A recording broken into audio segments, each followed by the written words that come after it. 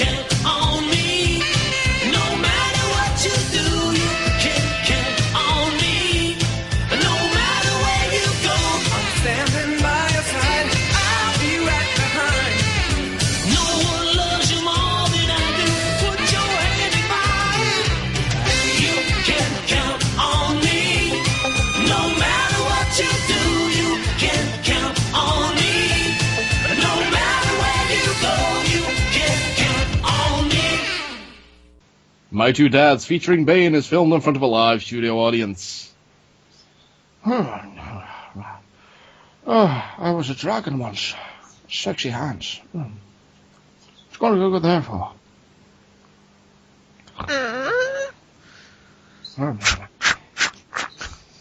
Gravel. Dad! What? Oh, Bane, it's you. I was having a wonderful dream. I was the King of Scotland. Oh, King of Scotland, eh? Yes, what do you want? I've been to the T-shirt store. What? Oh, did you go to the T-shirt store? What's go there for? Because we needed new clothes. I don't need any new clothes. I'm the King of Scotland. I'll wear the fuck I want. Look at me. I've been wearing this string vest for the last 6 weeks. But you only recognize me because of the mask. I didn't care who you was until you put on the mask. That's why. Ah, but you forget. You merely adopted the mask. You merely adopted Bane. I was born as him. No, you're my son with Roger Moore. Don't you remember? Have you had a hit on the head? Maybe. Right. So what have you got there? What's in your bag? Is it a kilt? If it's not a kilt, you're not a Scot, and I'm going to punch you in the chin. I'm wearing a mask in the way. I bought some T-shirts. I already told you that. What else would I buy in the T-shirt store? I'm an old man. I don't have a very good memory. Fuck you. I was tap dancing on you earlier. Oh, that would explain these footprints in my chin. Let me tell you about these T-shirts. For a week. Let me tell you about these T-shirts. If you must. They're all various Attack of the 50-Foot Nerds T-shirts. Oh, those bastards. They're the ones who paint me out to be a grouchy old man who slaps women with an open palm, but I do have lovely, sexy hands. But it's true. Yes, it's true. I do have lovely, sexy hands. You're right. Not that. That's creepy. You merely adopted the hands. Perhaps he's wondering why you'd say you have sexy hands before throwing yourself out of a plane. I never threw myself out of a plane. You did that one time. That was a Bond movie. Oh. T-shirts.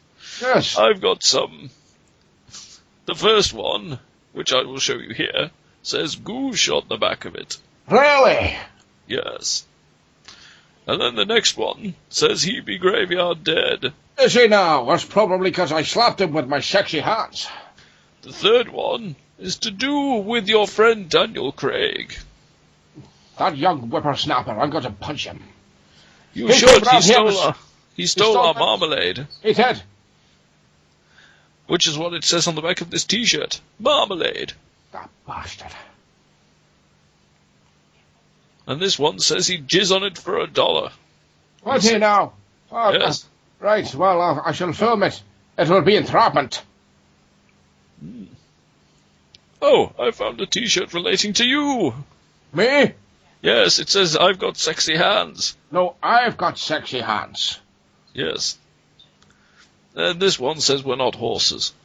No, I'm Sean Connery. No. And the other was a horse's name. But you agree that it would be better to be safe than raped. Which is what this T-shirt is telling us. Well, that's why you wear the mask. I remember what happened last time you went on holiday. Oh, you went to Disney World, you kneeled down to tie your shoelaces in the shower, and look what happened. That darn Brian Quinn.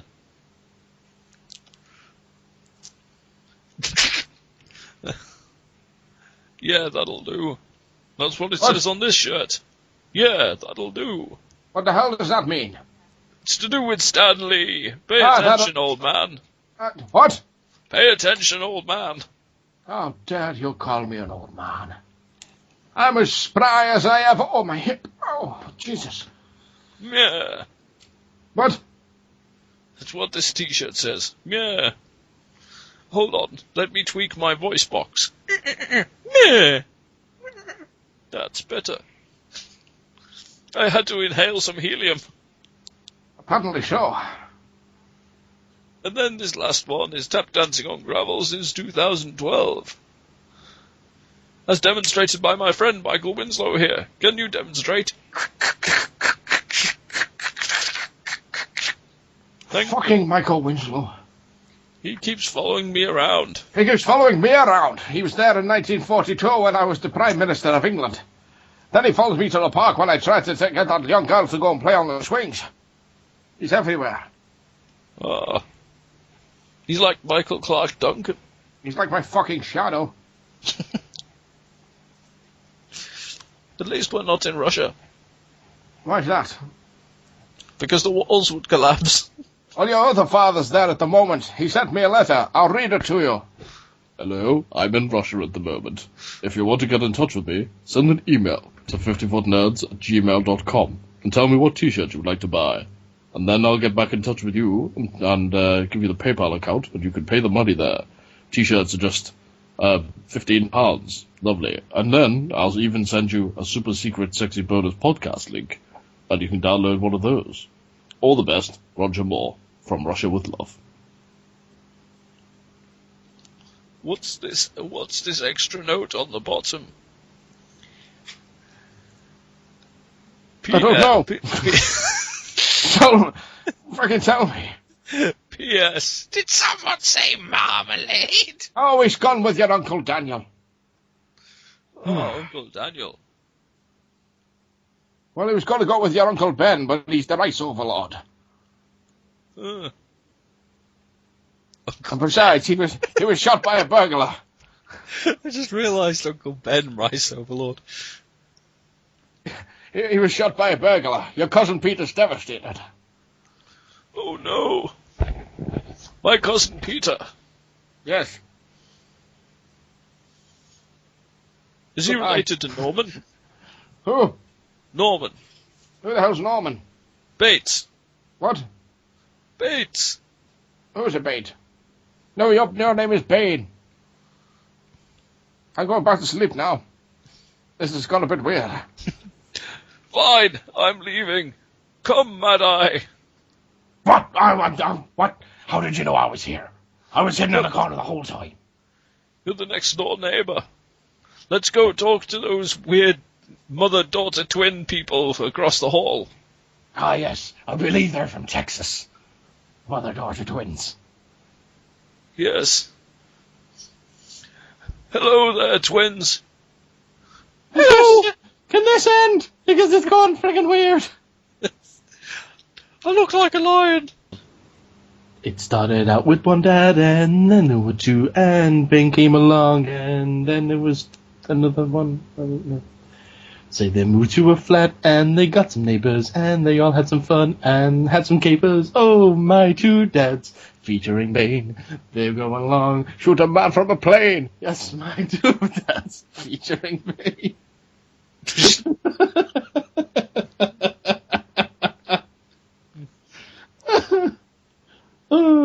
I'm sure Connery's there too.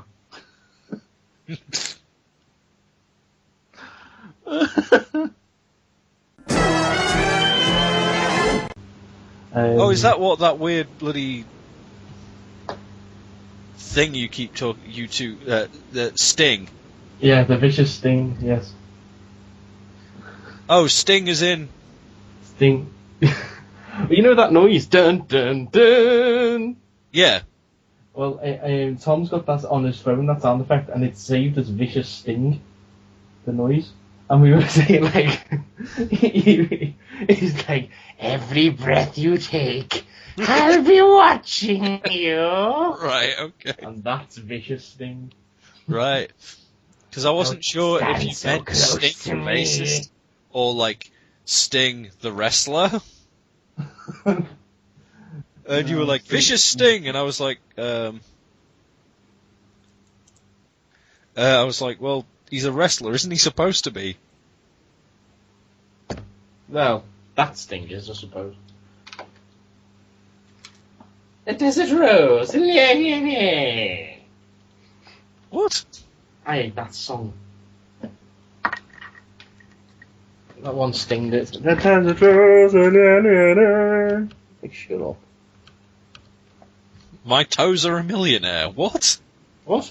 I thought that was what you just said. No, that song he did, Desert Rose. Oh. It goes, a desert rose, my toes are a million. Yeah. I've got a millionaire's toes. Who wants to touch them? Do you know what the best part about them is? My toes wear top hats and monocles. Oh, actually, that reminds me. I've got. Did I tell you about the fact that this? What? No. Will you stop talking about cock? Never. Oh, you love it so much. Yes. I'm cuckoo for cock. Cuckoo for cocoa cock. Oh Right. God, I'm glad. I hope you aren't recording that. Eh? I hope you aren't recording this bit yet. Yes. Balls. Which ironically go next to the cock. So Yep. next to, underneath. Somewhere in the general vicinity. I fail at anatomy. Ooh, it looks like I've got food. Hold on a minute. Ooh, you've got food. Yeah. Food. There's food on the horizon for Andy Weirs. Food. Well, I have an oxygen cylinder. Alright, I haven't. That just reminds me of when I was on the Popcast. Right. Like the first time, just because I was getting drunk and I needed fizzy drinks to put my vodka in. Okay. So I was making it using the soda stream. So I didn't realise they could hear it. Oh, I think I remember. I think I listened to this one. Yeah, because one of them goes, "Wait, who's?" Because they're busy talking about the week, and all of a sudden in the background you could just hear, which is me making the soda stream. One of them goes, "Wait, who's using an oxygen tank?" I'm like, "Oh, sorry, that's me with the soda stream." And they're like, "What the hell's that?" Just getting busy with the fizzy. Mm. And then it Exploded and killed everyone. no, Should have done. Would have been funny. but People were not bits. really. I was the only Exploded. person in the house, so I would have been the one who died. That's alright. It might have been some kind of like superhero origin story, and you became Soda Stream Man Yeah. with the ability to I don't know, make things fizzy. Yeah. I just point at something and people go, "Ooh, I feel all fizzy." I shall carbonate you, sir. And you just hear people just burping. Oh, Jesus! For being on me. Ha ha! My superpower. What's a Oh no, but superpower? then Yeah. that could be like the golden age version where I just make people just constantly burp and stuff until they get put in, so they can't do anything else, so they get arrested. So the police have plenty of time to arrest them. And then when it turns into modern age comics, it gets to the point where I actually dissolve people into. My character gets a dark, gritty tone, and it turns me into some vigilante who actually like fills people with so much carbon they suffocate themselves. What is this new 52 Andy Weirs? Yeah.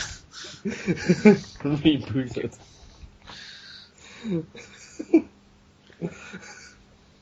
Why are you putting a pencil inside me? I'm filling you full of carbon. That's graphite, whatever. Yeah. Don't insert a pencil into me, Andy. So. I want to play on the swings. Hold on a second. Oh, yes, it is. What's that? Looking for sour cream. The Andy Weir story. Yep. Coming up at 9 tonight, we've got Looking for Sour Cream, the Andy Weir story, where we look back on the life of Andy Weirs and his quest for sour cream, all the while he uses a soda stream. Yep. After that, we've got Daniel Craig in the brand new Bond film, Live and Let Marmalade!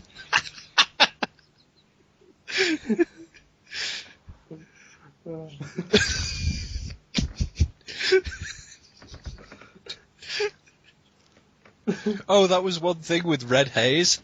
I don't think I actually told you that, but I was so tempted for the backing vocals because I actually double tracked some. You'll have heard I double tracked a couple of the lines. Yeah. Yeah, I was so close to having this double tracking of that line when I said marmalade. Go marmalade. Should have done it with a funny one. Yeah, Yeah. Anyway, what were we talking about? I cannot remember. I don't know. Should we do a show? Probably. Alright. Sit here, keep going on about Sean Connery being asleep. Snooze Connery. Oh! Somebody said I should play Beta Ray Bill. What? Just have a CGI Beta Ray Bill, but with Sean Connery's face. Yeah.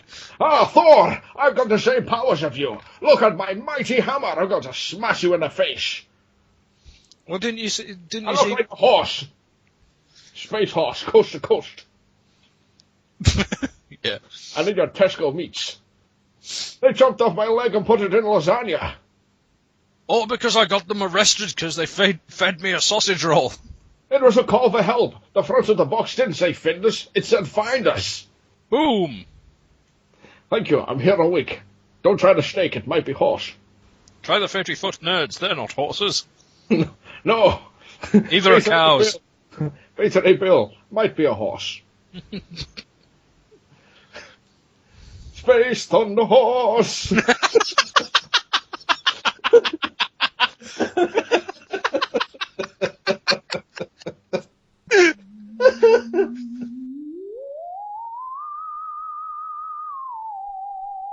They came like a bolt out of the blue to discuss everything in geekdom.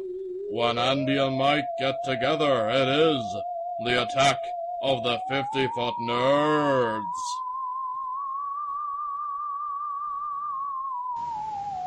Hello, and welcome to episode 32 of the Attack of the 50-Foot Nerds podcast. My name is Mike Bell, and joining me once again is my Space Thunder Horse co-host.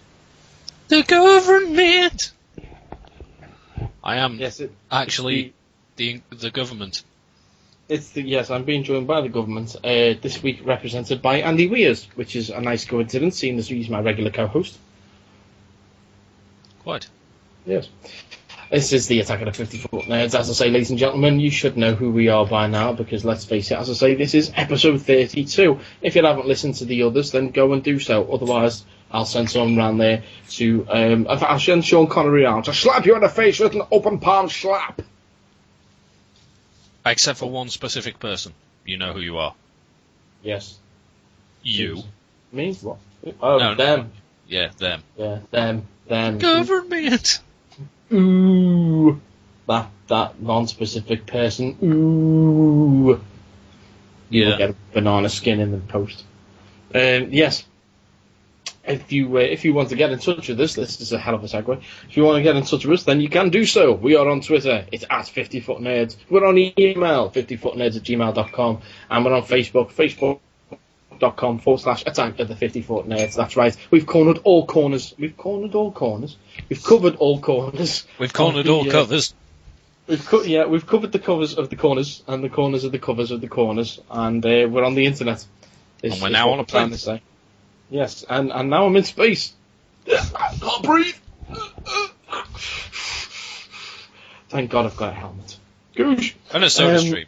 Yeah. Do you reckon you could survive in space with a helmet and a soda stream? Well, not really, because you just... the soda stream puts out carbon dioxide. If you had a special oxygenating... Yeah. If you had a special oxygenating soda stream, then maybe. Fair enough. Alright.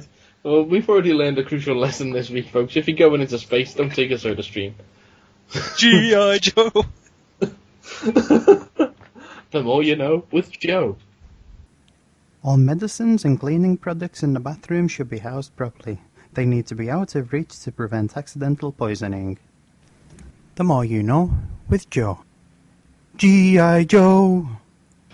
Okay, well, that's who we are and how to get in touch with us. Let's talk about how we be. Andy, what you been up to, BR? Work. Funnily enough, I worked my first 24-hour long shift this week. And how was that? Tiring. No shit. Yeah. Basically, it's because I worked all day, like a 14-hour shift, which is tiring enough as it is. And then, like, an hour before the next shift starts, one of the people that was supposed to be on that shift rang me saying, "My car's broken down, can't come in, sorry." And I'm like, "Yeah, give me time to find someone to replace you then." No such thing as taxis or buses in his universe. Apparently not. Well, she said she was in Leeds or something. Well, that's coincidental, isn't it? Yeah, and I was like, well, somewhere else when the car breaks down. I was gonna ring her back and go, there is such thing as a train, get that. Yeah, woman. But I thought, bugger it. So I ended up having to stay for an extra 10 hours. So yeah, that was tiring. What else? Working on more music, so I should have an EP. I'm working on so many different music things at the minute. I also found another place to get t-shirts, so I'm going to get some Fornius t-shirts made up soon. So if anyone wants a Fornius t-shirt, ask me for one. Cool, nice one. Sounds like a plan. If you want to get in touch with Andy about a t-shirt, then just do it either via Twitter or send us an email to 50footnerds@gmail.com. Yep. Which you can also do if you want a 50 Foot Nerds t-shirt as well, as you would have heard at the advert at the start of this episode. Yep. Which reminds me, we should actually record a new one at the end of this. I don't know what you mean, sir. We always record them before we do the show, obviously. We record them in chronological order. Yes, and that's why you hear the same adverts time and again sometimes. Yep. Because we love those ones so much we do them again. We reenact them. Word for word. Yep. Yeah. Same pacing and everything. Yeah, it's amazing. We're just that good. Anyway, yeah. Speaking of buying things, I've got Dread on Blu-ray. Oh. You know the problem about that? What, you don't own a Blu-ray player? Yep. Ah. That is a bit of a problem. Yeah. But I thought, if I get it on Blu-ray, maybe it'll prompt me to finally buy a Blu-ray player. Because I've been meaning to buy a Blu-ray player for ages. Get a pre-owned PS3. You can get one for like 30, 40 quid these days. Can I? Yeah, you can get pre-owned PS3s. They're cheap. I thought I could get like a Blu-ray player for... Well, you could. Cheap. But then if you get a PS3, then also you got access to the Netflix on there. You can play games on there. You know, instead of just buying a Blu-ray player. Yeah. You see, always thinking. Oh, that's a stand. Darn. I just thought I just found like 20p. No, $10.99. But no, it would be cheaper to just buy a Blu-ray player by the looks of it. Yeah, but in terms of multimedia interactivity, get yourself a PS3. Oh no, I found a 60 gig hard drive PS3 for 10 quid. They are? Huh.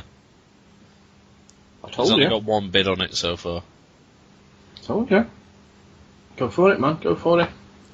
I'll just, it's on for another 21 minutes, so I'll just wait 20 minutes and then try and snipe the dude. Okay, fair enough. Right. Well, what have I been up to? I have still not started work, but hopefully should be starting within the next few days. Haha. With the delays in it all, basically there was one thing that was You outstanding. turned Japanese, apparently. Aha, yes, I did. Haha. Well, there was one thing that was outstanding, is I needed some photo ID, so I had to go and get a passport quick. Oh, heck, that reminds me, I need to update my passport. Yeah, well, I ended up doing that. How much? How much does it cost to update your passport if you just need to If change it's just the a photo? renewal, and then mine was, well, it depends, you see, because the standard one, which will take like 3 weeks to come through, is like 70 quid or something like that. But because I needed mine quick so I can start work, I decided on getting a 24-hour turnaround, which cost 128. So, yeah. I don't need mine until decided, April, so... no, well, I decided to pay a little bit extra, but then I can start working, I can start earning sooner than you see, so... Yeah, true. Instead of waiting, so that was what I did there. Had the kid over the weekend. In fact, I had the kid the last 2 weekends, which has been nice. What else have we done? Not much really. Just been hanging out with Paul and family, and just generally slobbing about basically. That's what I've been up to. Fun. Yeah. And hopefully, some point this week, we'll be meeting up. It's very likely that we could be working on another 50 Foot Nerds related project, in a sense. Yeah. Yes, we may have some interesting news regarding the actual 50 Foot Nerds program itself fairly soon, but we'll keep you posted on that. Can't really say too much at the moment. But yes, it's an exciting time to be a listener of 50 Foot Nerds. We've got a few guests lined up coming on fairly soon.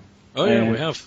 Yeah, we don't want to give too much away at the moment, but one of whom is, if you're a Doctor Who fan, then be paying attention towards the back end of March, because we're going to have quite an interesting guest on then.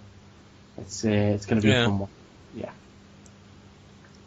going to be a fun one, and of course some other related people as well. Yeah. Yes. Indeed. Oh, that reminds me, my head's been feeling a bit weird this week as well, but I don't know, that could be completely unrelated nonsense. Right. That's just what it's like to be a 50 Foot Nerd, so. Should we start the show then? Yeah, okay. Okay. Well, let's start by talking about some people who are in Geekdom. Shriek in terror! It's time to discuss people in geekdom. Okay, right, our first story about people in geekdom this week. It seems that the curse of John Connor has struck again. Edward Furlong has been sent to prison. Yes, the guy who played John Connor in Terminator 2, arguably the best of the Terminator movies in my opinion, was placed in prison until March the 4th. So he's probably going to be out around about the time you listen to this.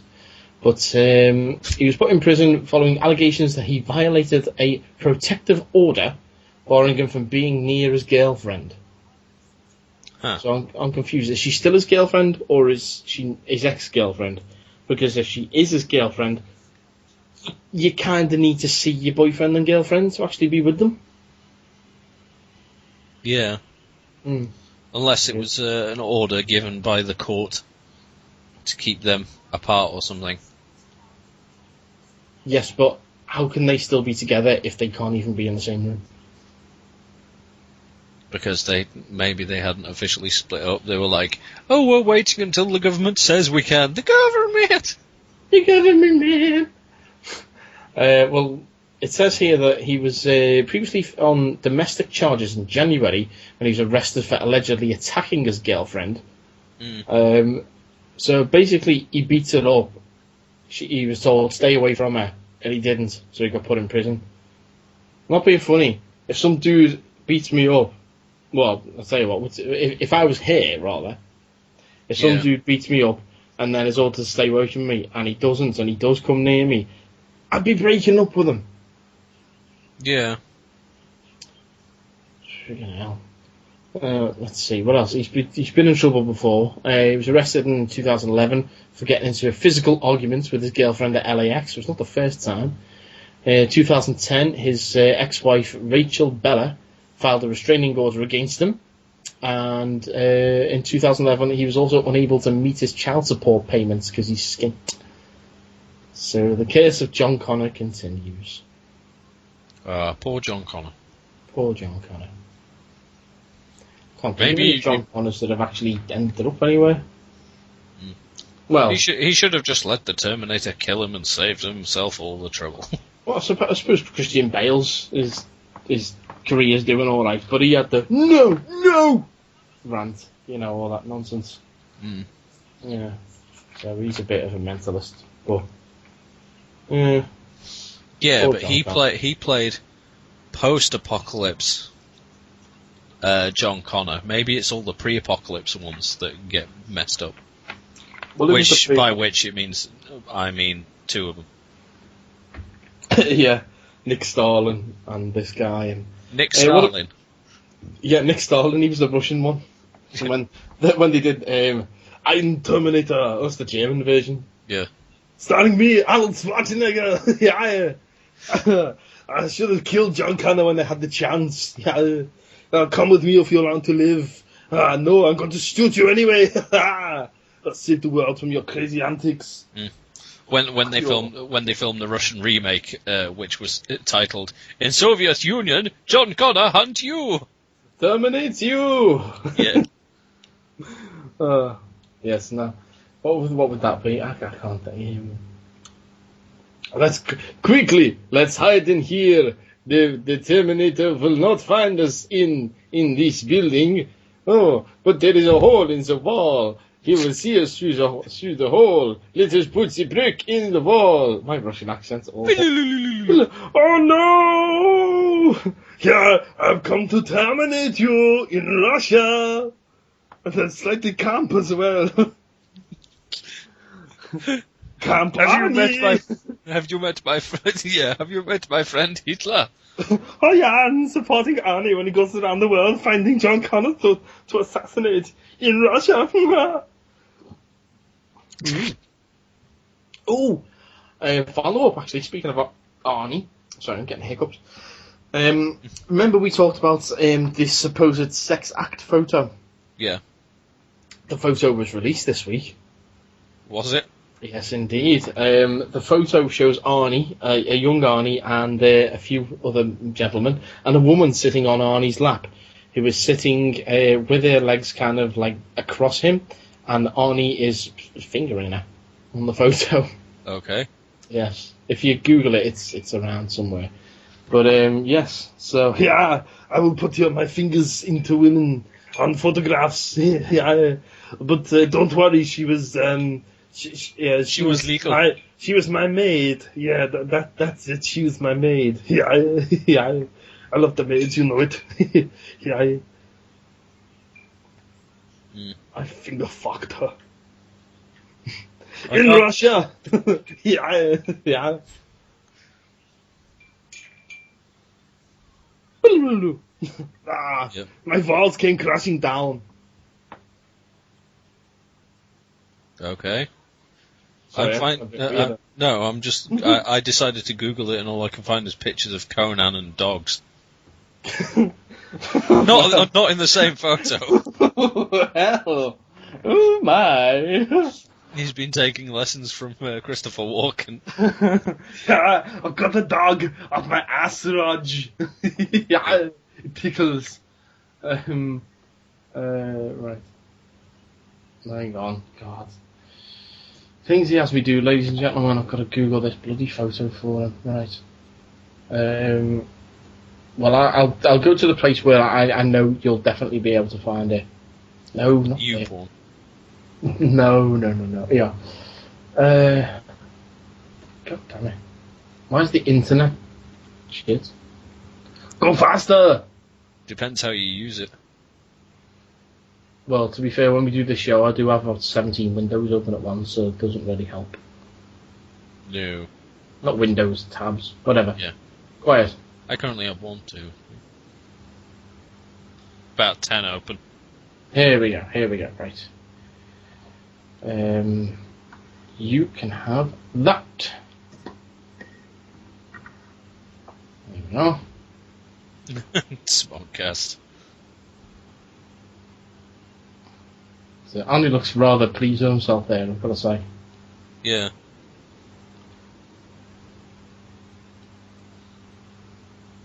So, So there's does your... the chick. Well, so she would be. Mm. I love the little balls. There's a guy- Just really looking at her, just going, nice. And then there's a... Is that Kerry King in the background? Maybe. He's like Before I played guitar for Slayer, I was helping Arnie perform sexual acts. Okay. How else do you think I got the ability to wank a guitar fretboard so well? Alright. Oh, we were speaking of Beta Ray Bill. Yeah, I'll just send you this as well. Yeah. Right, yeah. It's Beta Ray Bill for you. We got it. Hold on.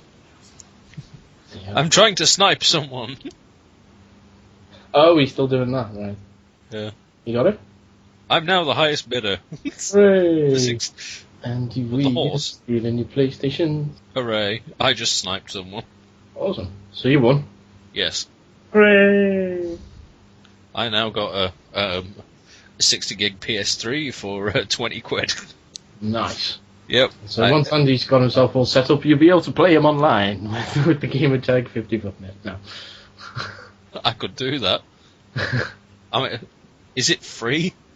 PSN, yeah? Seriously? Yeah. Oh, that's awesome. Then I'm definitely doing it. There you go. See? Compared to bloody... And there's you. I want to Xbox. buy a Blu-ray player. Blu-ray only. Blu-ray, Blu-ray, Blu-ray. What's the voice? No, it was more or less like... Because I've got a games console, which is the Xbox 360. That voice is sticking to his guns, Andy Weirs. No, nobody will change my mind. I am Andy Weirs. Blu-ray, Blu-ray, Blu-ray. No, I just thought a Blu-ray player would cost less than PS3. Blu-ray, This is Blu-ray, wrong. Blu-ray. Blu-ray. Who do you buy your pornos off down the pub, Andy? Blu-ray, Blu-ray, Blu-ray. He was a Smurf. He never breathes. Blu-ray. He was always sad. Eiffel 65 wrote a song about him once. He played slow jazz trumpet. Blu-ray.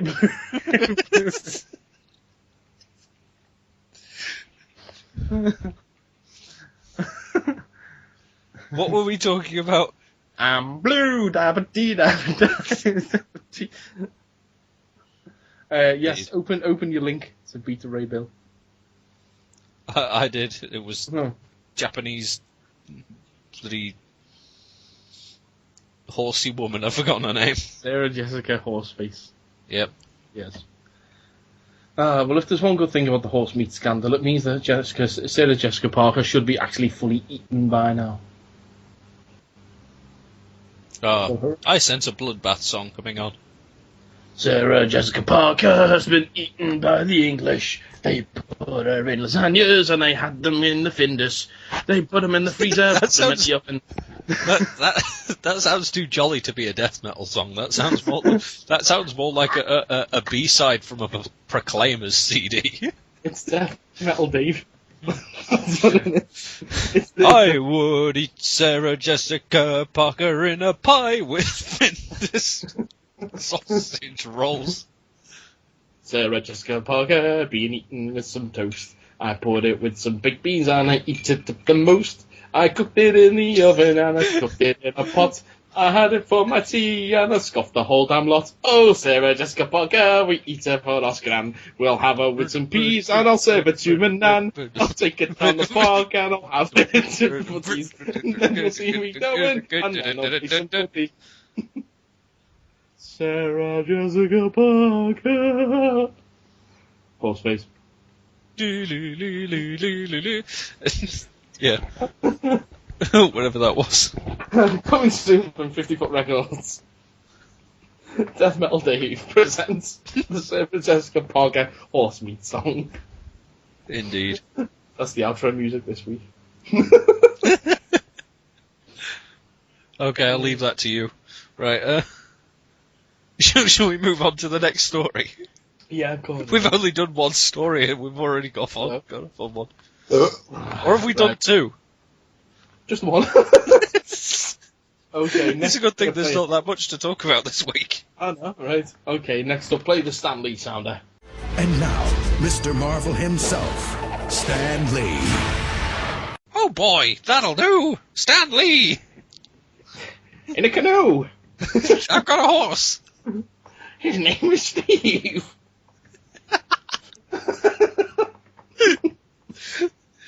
The horse's name is Steve.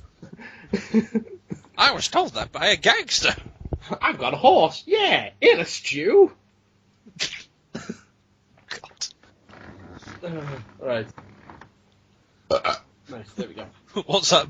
What, he makes burgers out of the horse, and they're like, is that a beef burger? Yeah, that'll do. Burger Man, yeah. Right, now Stanley this week, in his YouTube series Stan's Rants, which I don't really watch, because I don't want to see an old man being exploited on the internet shouting about things. If I want to see that, I'll just put Sean Connery on. I hate everyone and everything, and I'm going to blow you all up with a nuclear missile. Where did you get a nuclear missile from, Sean? Steve. My son got it for me. Yes, I took it from Wayne Industries. Okay. Then. Yeah. No, Stanley has teamed up with the guys behind the How It Should Have Ended animations. And basically, the video shows Stanley with his, oh boy, Spider fans, I've got so much experience in the movies these days, because I've been in all the cameos and whatnot, I decided I can do movies better than anyone else. So they put the animated Stanley showing how he would change the endings of Star Wars 1, 2, 3, and 4, Inception, and Batman. Huh. Dark Knight. Yeah. Because Stan is... well, let's face it, animated Stan is probably even more insane than regular Stan. I mean, because look at animated Stan from the Ultimate Spider-Man cartoons. He's just like, oh boy, I'm the Spider-Man! Thwippity thwip! Thwippity thwip! Yeah, that'll do! Yeah. You know, it's even more insane than real Stan. So, this video itself, as I say, check it out. It'll be on YouTube. You know, it is. Go and look at it, because it's quite mad. It's only 2 minutes long, but it's quite mad. And if you like the How It Should Have Ended videos, then you'll definitely enjoy this one. Yep. That's that. Okay, right, now we've got someone who be graveyard dead. My son is dead. My son is graveyard dead. Graveyard dead. Graveyard dead. Okay, before we actually get on to talking about this person, then we had the Oscars last night as of recording, and obviously every year they do their in memoriam moment, and we actually got a tweet just before the Oscars started, didn't we, Sarah, about the in memoriam? We did. It was from Gen. It was from Get him, Gen. Ben? Oh, no. No, it was from William Hartnell and his zombie dance troupe. No, Don't forget me. it was from Ben Gilbert, aka Debaser77, aka the dude from Popcorn, the number one show on the Popcast network. Luckily enough, he did send me this. You all going all corporate. It's the number one show on the Popcorn network. Yeah. On the Popcast network, the show Podcast Popcorn. network. Yeah. Yeah. Fortunately, he did send this tweet before him, Justin, and Nyes all died in the fire that overtook their studio last week. But they're the ones who were graveyard dead this week. yeah. So at least last I knew, that I haven't had word as to how they're going on at the burn ward yet. I need to double check on that. But yeah, he tweeted saying that it would be great if the Oscars used our Graveyard Dead sounder for the in memoriam section. Which You know what? I'm gonna get the in memoriam section from the Oscars. I'm gonna download it, and then I'm just gonna set it to our Graveyard Dead sounder. You totally should. Yeah, you need to stick that in the speaking Dropbox for me so I can do it later. Yeah. It'll only take me a minute to do. Speaking of videos, actually, I still need to finish editing and upload Titanic 2. Electric Boogaloo. Yep. Anyway. Yes, anyway, back on to actual news. This week we lost Ray Cusick. Who, you may be wondering? Well, Ray Cusick was one of the co-creators of the Daleks. Terry Nation actually created them on script. Ray Cusick designed the classic design of the creature, the Mark III battle tank, whatever it's called, Mark III travel device unit. What did the Mark II and the Mark I look like then? Do we ever see those? I can't remember if they're ever seen on. I think they must be. I think. Oh, I don't remember. I can't remember. You'd have. I've got a feeling. Woohoo! That tonight's going to be a good night. Now, the first time we ever see the first chronological time we see a Dalek is in Genesis of the Daleks. Obviously, it's their origin story. Mm. And the first time we see a Dalek, and that it ends up killing Davros. I'm not sure if that's the Mark III travel unit or whatever it's called. I don't know if that's because Davros is always banging around in the chair, which looks like a Dalek base anyway. So I don't know if that's like the Mark II. I don't know. I'd have to double check without looking. You know, I'm sure Paul's listening to this shouting at his iPod or whatever. His Yeah, iPod. well. So he Paul, does. come on. I've been speaking to him and he's been saying like he listens back to the show and he's like shouting at his iPod because he wants to actually join into the conversation. So we'll leave a little part for Paul to talk here. Yeah. Thanks for that, Paul. Yeah. No, well, I do that with all my podcasts. It's like last week with Tell 'em Steve Dave, I think it was. They were talking about something, and I was yelling at the podcast for that. I can't remember what it. Oh, I can't remember what it was they were talking about. It wasn't on the episode The Nameless Ghouls. It was the one before that. I don't know which one it would have been. I don't remember his name. I don't know, but I know they were talking about something, and it had something to do with the. This is a job for TESD Junkie. Indeed. Or Joe. Yes, what would you say about this, Joe? Take care to prevent electrocution in the bathroom. Have proper ground fault protection outlets to do away with electrocution. Avoid using hair dryers while standing on wet surfaces. Always keep the floor dry to prevent slips and falls. Place non-slip mats strategically. The more you know, with Joe. G.I. Joe! Thank you, Joe.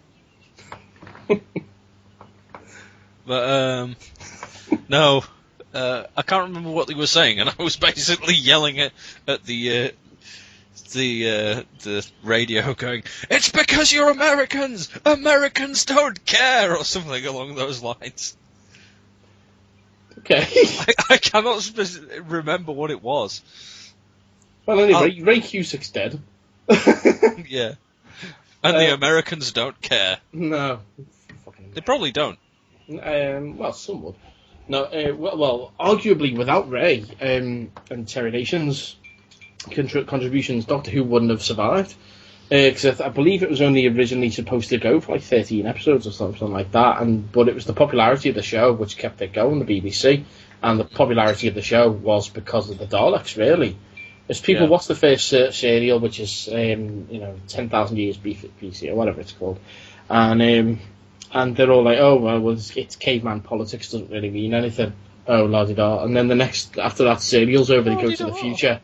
They go to the future, and it's what oh god, Jesus Christ, my memory's gone something wicked. I can't remember the name of the first Dalek story episode. It's something like the Empty City or something like that. Paul again is shouting at me right now. Paul, what do you reckon?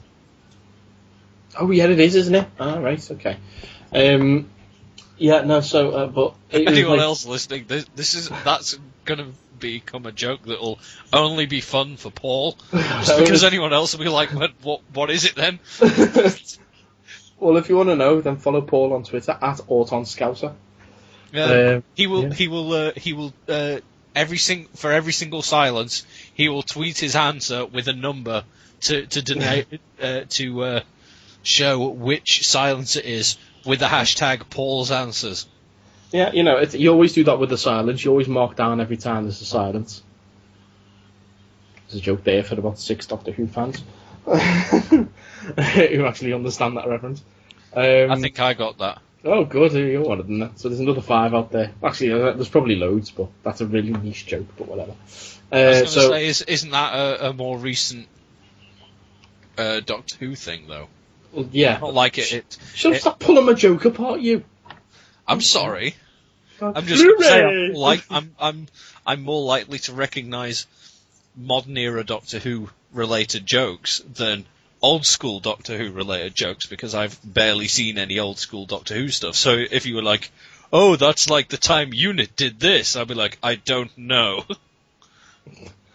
I'll be like, "Look at my card. It's a question mark. Ha ha ha." I'll be like, "I know what."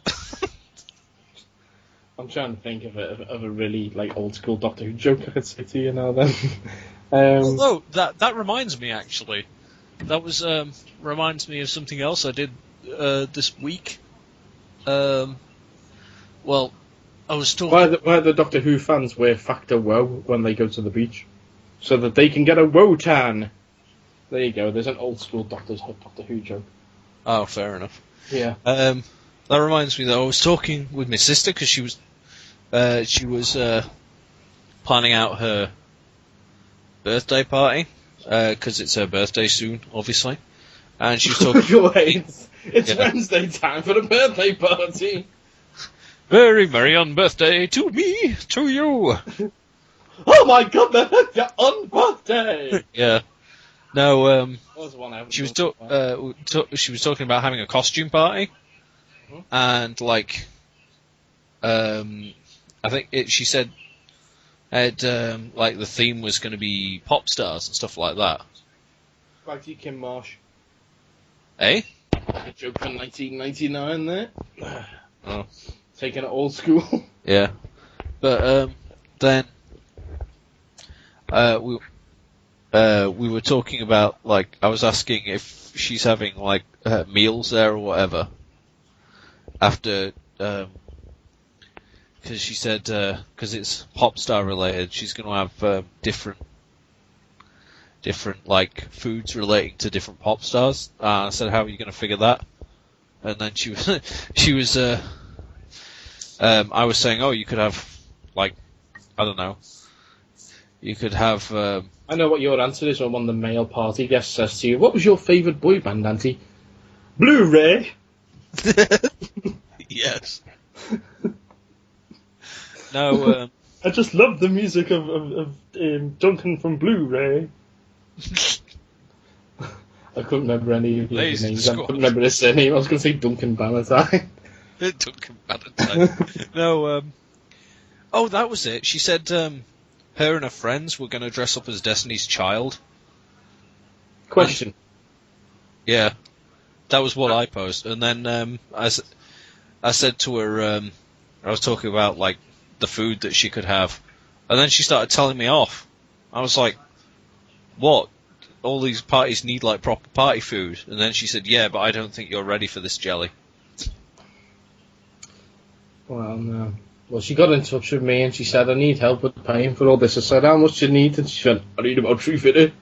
Yeah. Well, it was about that time I realised it wasn't Andy's sister. It was the goddamn Lonely Monster. I said, God damn you, Lonely Monster, and your birthday party's on a Wednesday. I ain't giving you no $350, Edwin. I'll give you a Blu-ray. Yeah. Blu-ray? Quiet down, Andy. I'm talking to the goddamn Lonely Monster. Yeah. So Ray Cusick's dead. Yeah.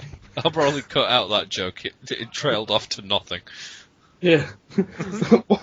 Oh, you know when the designer of the Daleks died, he looked awful, Blu-ray. For God's sake. That was you, Andy. Just terrible on your Blu-ray jokes. Anyway, we've got a whiny bitch alert.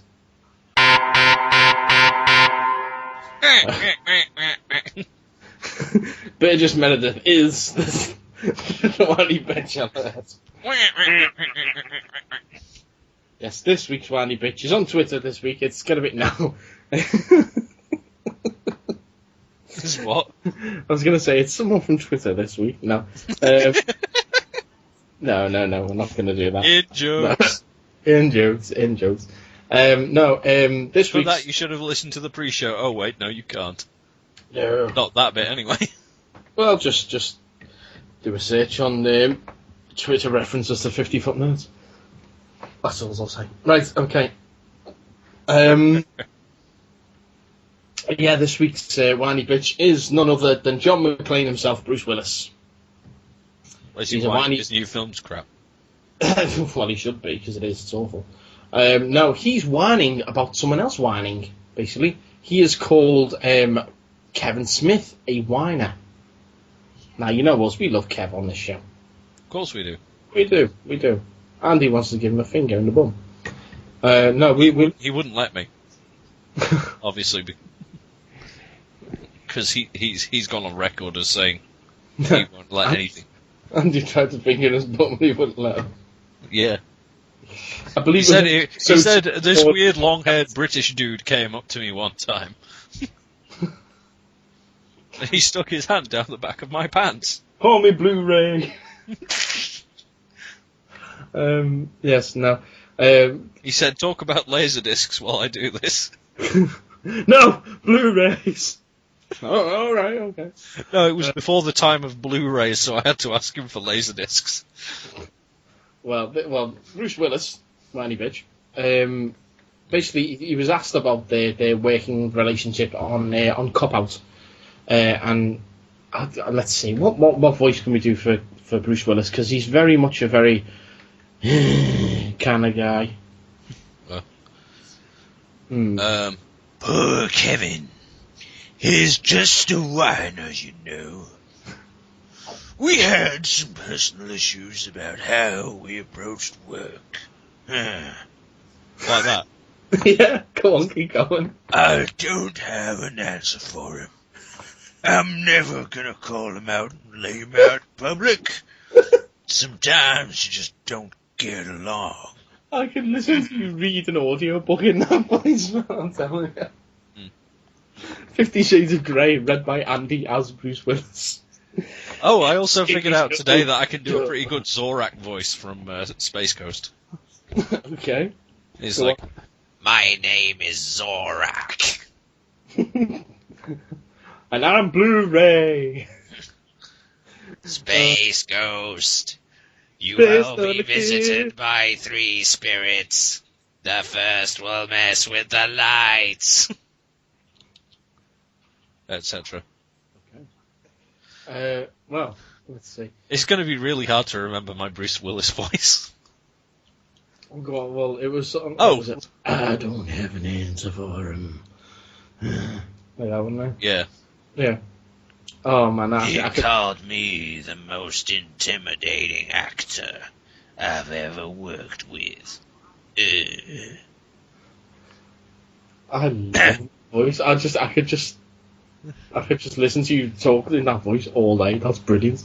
I'll try and do the rest of the episode like this.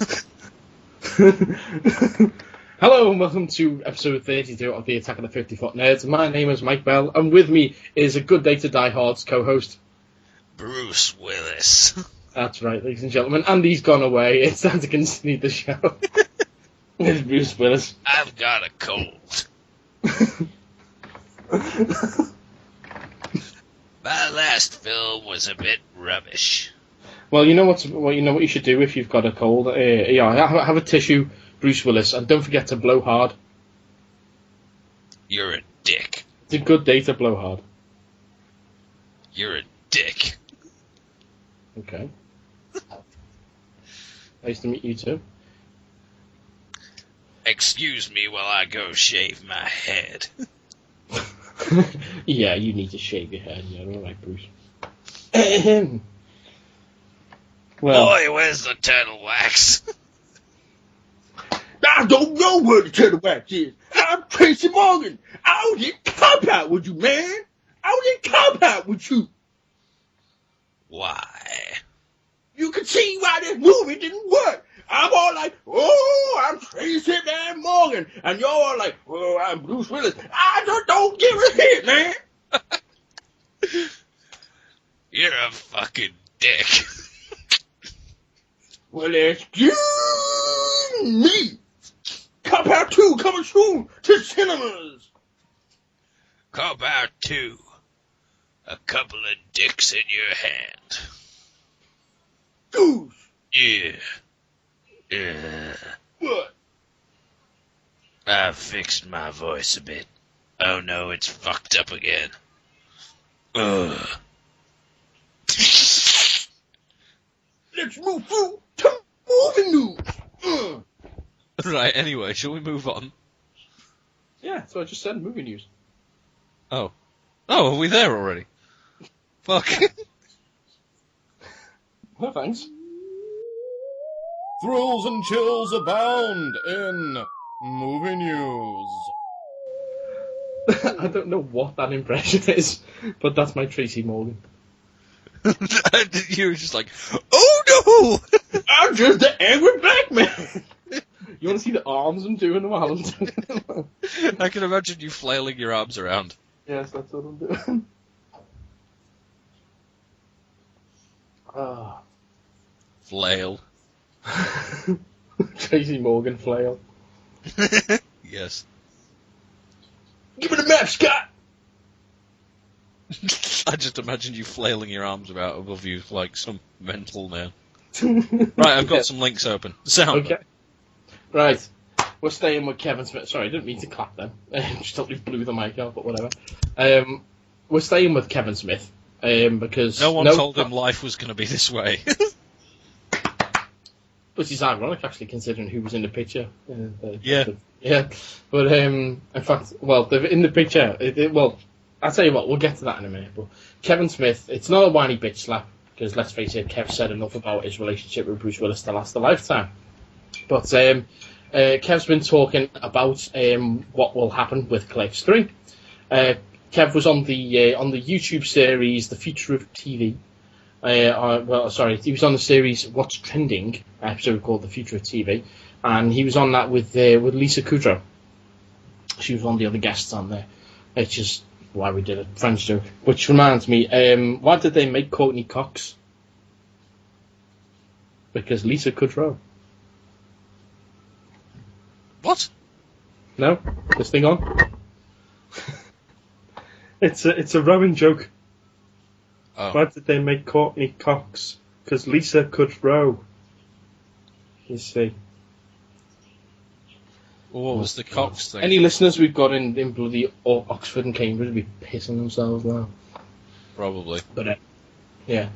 Anyway, well, as you all know, Kev decided a little while back that Clerks 3 was going to be his final film. Well, originally there was some thought that it could be a play.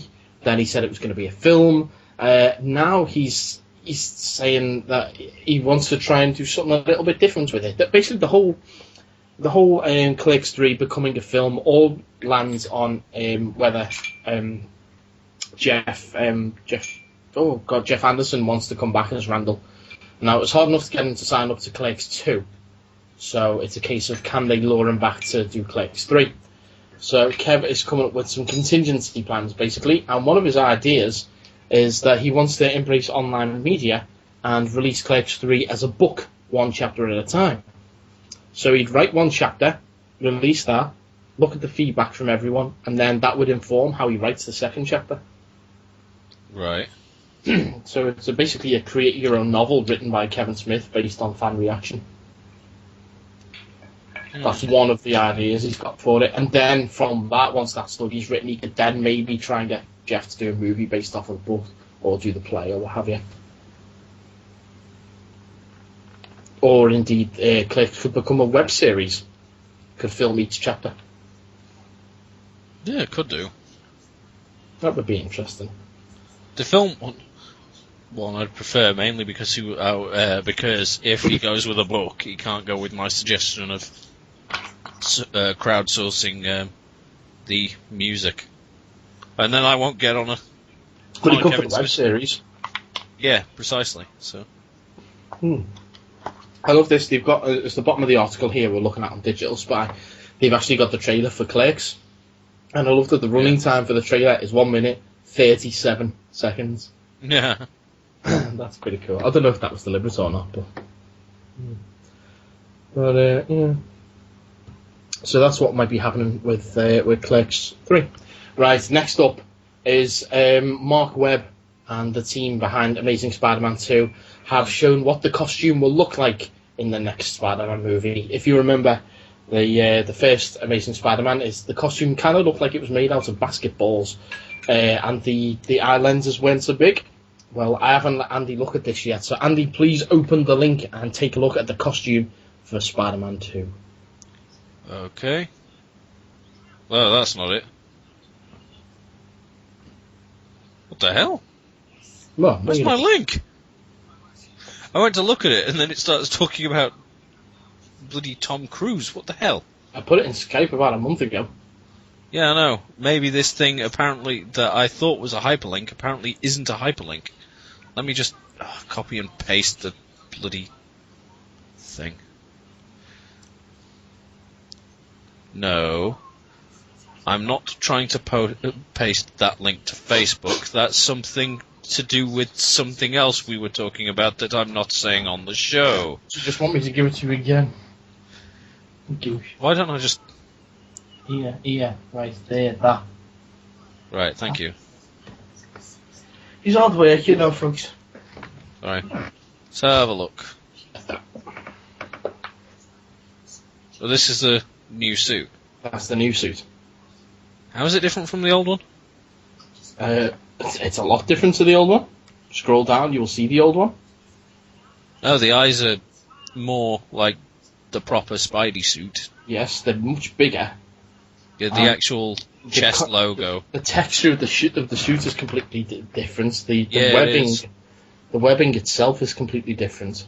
Yeah, the one in the first film looks more like all the webbing things are like grooves, like on a basketball. Yeah. Whereas on the newer one, it's more sticky out. It looks more like the Sam Raimi Spider-Man costumes. But that's the thing, it doesn't look like it sticks out like on the Raimi costume. It does to me. The texture, well, if you look at the Sam Raimi costume and compare it to this, they look very, very different. Yeah, true. I mean, look, scroll down even further down the article, there's the Sam Raimi costume. Yeah. Yeah, they look a lot different. I do love the eyes. The eyes are spot on. Mm-hmm. The eyes actually look like proper the eyes in the comic. Yeah, no, I'm very, very happy with that. The texture of the suit looks a lot like the Sam Raimi costume, but the webbing looks different, and I'm very, very happy with this. I just wonder if they're going to change the actual feet on the costume, or whether we're going to have them bloody sneakers like he had the last time. Yeah. But I can understand in the first one, you know, don't forget, it's just his first costume that he's thrown together. Now he's been Spider-Man a little bit longer, he might have had time to perfect the costume a bit more. Which is kind of, you know, interesting, because he's still only a kid. Don't forget, he's still in school in Spider-Man 1. Yeah, fair point. So, I still haven't actually seen that yet. oh, dude, you need to see it. Yeah. Connor keeps I telling really enjoyed it. my 4-year-old child has seen this film before I have. This needs to be rectified and soon. Do you know what we'll do? I know what we'll do. Is we'll do a 50-foot commentary on it. Cool. Yes. We We'll need both to do get- one for Dread as well. Yes, yeah, okay, well, we'll do that. We'll later this week, if we've got time, then we'll both get a downloaded copy from, say, iTunes. Yeah. And we will watch it. Awesome. Yes, we'll do a 50-foot commentary. Okay, so that's that. Next story. Okay, right, next one is about Tom Cruise and the Jack Reacher movie that they did recently, which was an adaptation of the Lee Child novel One Shot. Now, having read a couple of the Jack Reacher novels, I think that Tom Cruise was personally the wrong choice to play Jack Reacher. It just infuriates me. Reacher, I've been over this before on the show. Reacher's like 6'8", he's built like a brick shithouse, he's huge, and he's an ex-soldier. Doesn't look anything like Tom Cruise. If anything, in my mind, he's always looked like Thomas Jane. You know, big square-jawed dude. Anyway, Jack Reacher comes out in the cinemas. Doesn't do too well in America. It's considered a bit of a bomb. However, it's done really well overseas. To the point where the studio basically saying that they're looking to do another sequel. So it looks like we will get to see Tom Cruise as Jack Reacher again. God damn it. I wish Tom Cruise had just... When did Tom Cruise decide he was an action star? I mean, granted, okay, you've got Top Gun, but that's not really an action role. It's a dude sitting in a plane. You've got Days of Thunder, again, not an action movie. It's a dude sitting in a car. You know what I mean? Okay, yeah, there's car chase sequences, but I mean, what acting is involved in that? Tom Cruise sits in a car in front of a blue screen, and then some stunt drivers drive round and around. You know, when? It just infuriates me. Sorry, I've got a mental image of like what was that last film you just mentioned with the cars driving around? Days of Thunder. Yeah, I got a mental image of like just this one building, and then just like Tom Cruise and whoever he's and the bad guy of that film just like driving in circles around this one building with the music going. The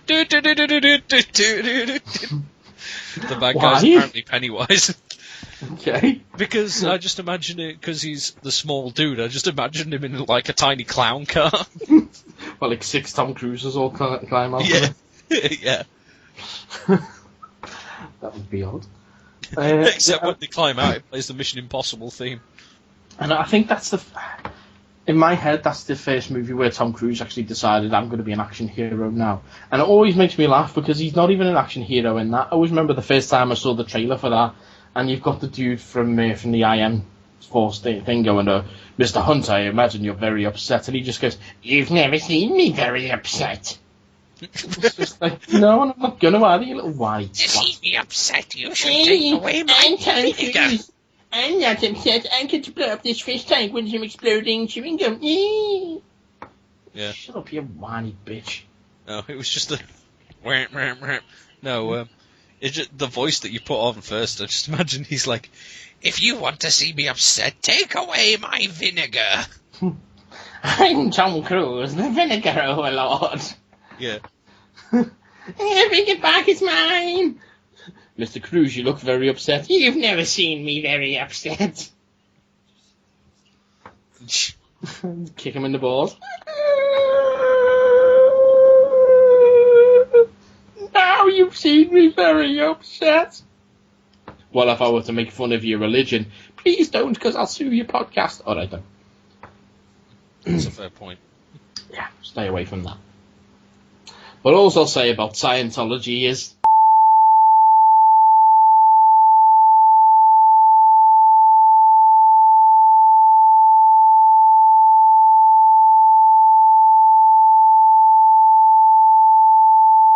and goats. That's all I'll say on that. Right, okay. Hopefully that won't get us sued. Right, what's next? Okay, we're going to move over to talk about Marvel properties over at Fox. You know how Mark Millar is overseeing the Fox integrated universe thing? Yes. Yeah? Well, it looks like... Oh, bless him. Looks like Mark Millar is kind of almost a Stan Lee kind of figurehead for it, where he's a bit mental and goes out there and talking about stuff that he's actually got no control in. Because Matthew Vaughn has been confirmed to be producing Fantastic Four, the reboot that has been directed by Josh Trank, director of Chronicle. Matthew Vaughn directed First Class, is producing Days of Future Past, and is now producing this. Matthew Vaughn is essentially the Fox version of Chris Nolan, then I suppose, because Chris Nolan is producing Man of Steel as well, and Justice League, all that nonsense. So it's like, I think this guy's the brains behind it, whereas Mark Millar's going to be the mental Scottish mouthpiece for it. Oh yeah, they're going to make all these movies, and it's going to be great. You'll see it, and like the Fantastic Four, they'll be going up against Mole Man, and they'll be going up against what's his name, the Puppet Master, and it's going to be great. And the X-Men, they'll be going up against like Sabretooth and Mojo and all those people. That's going to be great.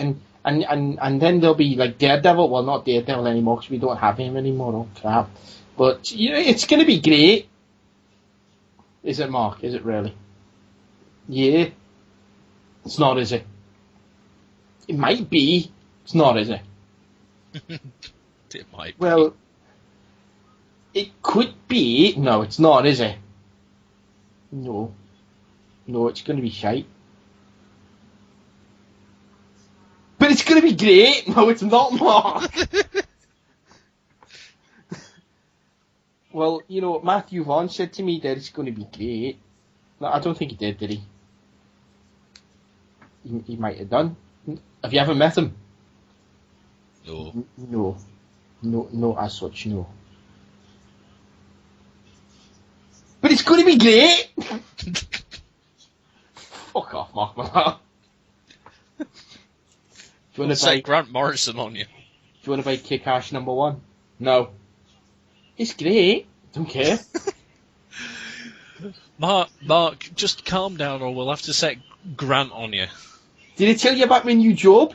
I'm going to be Tony the Tiger. They're great. No, you're not, are you, Mark? No. I'm very upset by that. I want you to be Tony the Tiger. I like Frosties. I eat them for breakfast. I think they're great. Do you really eat them? No. I have knockoff cornflakes, master. They're not great. But they're great. Mark Millar there, ladies and gentlemen. I could do that all day. Yeah. Jesus. Like I said, it'll be like the only way we'll get him to stop is set Grant Morrison on him, and Grant Morrison will turn up. Have a Scottish off. Yeah, it'd be like, hey, Grant Morrison, I love your stuff. It's great. have you ever been stuck in a cupboard hiding from witches? I did once. It was great. Did you have to dress as a woman? I'm going to go and write more songs with John Lennon's ghost. Goodbye. I heard your song. It was great. 1 + 1 + 1 is 2 if you makes 2 if you really wanted to. That's great. Anyway.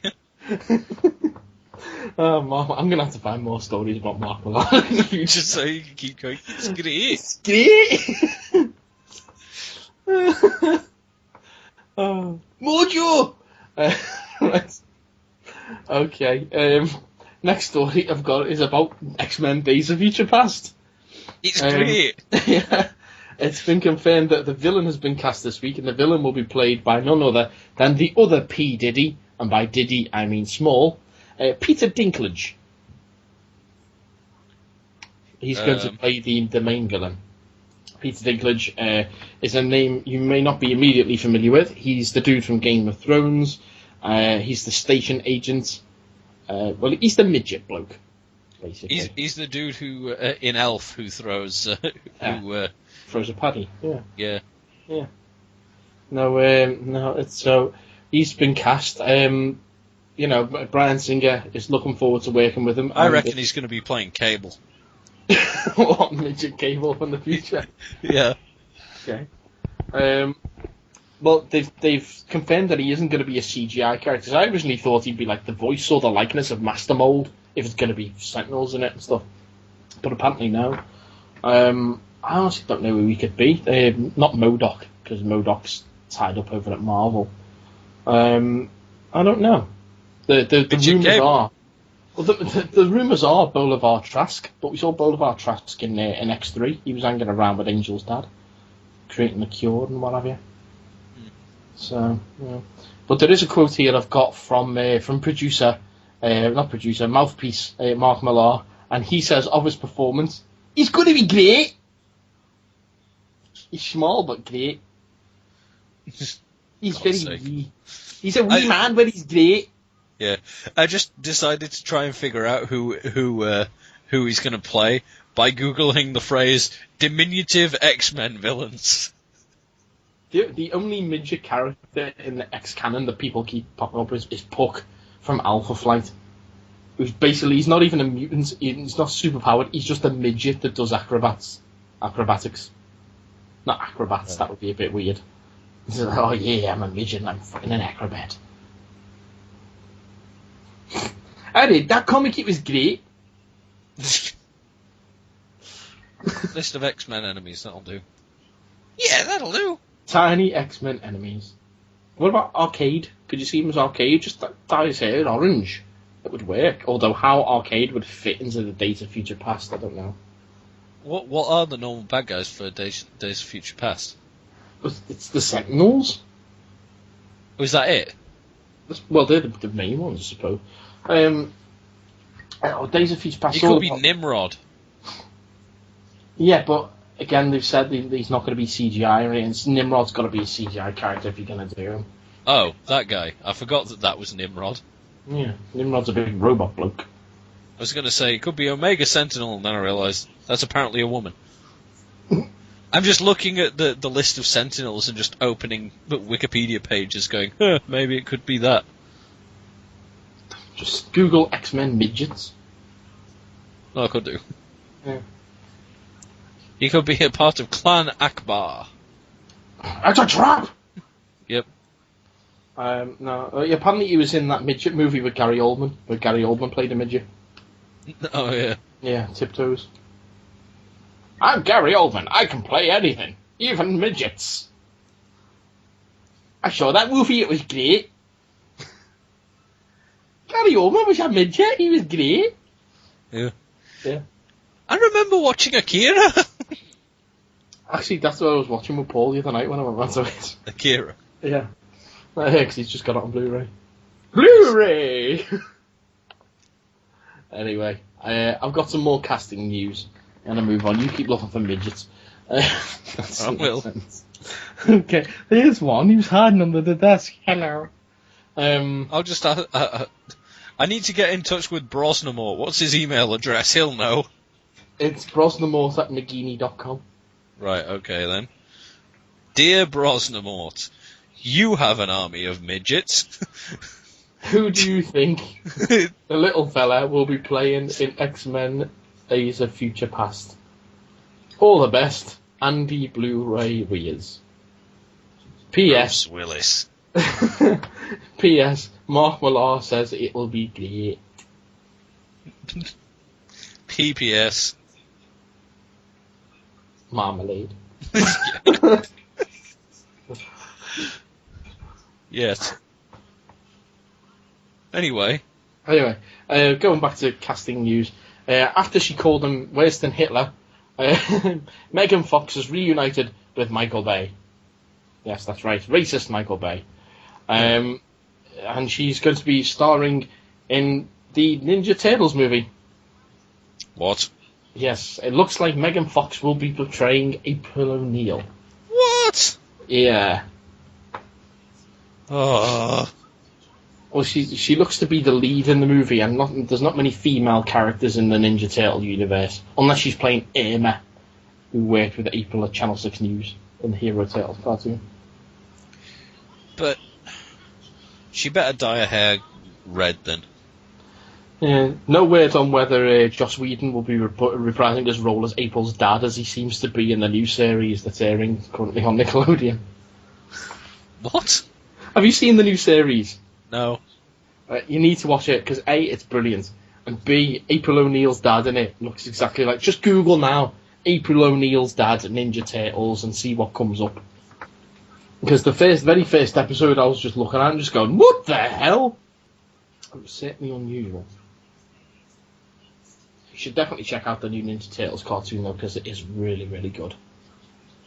They got the party wagon this week, or as they're calling it in the new one, the Shell Razor. Shell Razor. Yeah. You can get new Ninja Turtles Legos. I saw them in the Lego shop the other day. They're amazing. I can't find it. You can't find it? Right, okay. For Frick's sake. Hold your horses, you Phil, and I'll Google. Well, one thing I did find, though, is... God, how many fan art pictures have they got of April O'Neil? Probably a lot. Yeah, I already, on the first page I found one, which is just like... Oh, Christ. But how... Oh, that's a question. Isn't the... Oh, the April O'Neil in the new cartoon's a teenager, isn't she? Yeah, she's a kid, yeah. Mm. Ooh, that's Strange. Well, how's she a reporter then? Or is she not? She's not in this one now. Oh. What does she do in it, then? She's just a kid. Unless she's just like a school kid. Yeah, she's Splinter is actually teaching her to be what they're calling in the show a kunoichi, which is a female ninja. Oh, okay. Yeah. Awesome. Although I did hear a load of stuff about the Rat King's appearance. Yeah, I wasn't a fan of that episode. Oh, everyone on the Popcast network were all like, that was quite amazing. In that exact voice. They're like, oh yes, he was quite amazing. No, I didn't. I was reading Mein Kampf. It's Camp Hitler on that episode, was it? Quick, someone cue the Schindler's List music again. God, no, not again. No, I just... Oh, we put the holler in Holocaust. Stop it. No, I just didn't... We're building the wall again. Yeah. No, I just... Something about that episode just didn't strike a chord for me. I don't know why. Just didn't do it. I can't find a picture at the moment. I'll actually edit out the silence this time. Here we go. Found a picture of April's dad. Granted, for some reason it's autographed, but this is a picture of April's dad from the show. Where's it gone? Where's it gone? Oh, there it is, mate. This is April's dad. That's Joss Whedon, isn't it? Yeah, it is. God, you would have thought he'd be the hardest person to find a picture of on the internet. Not many people look for April O'Neil's dad. True.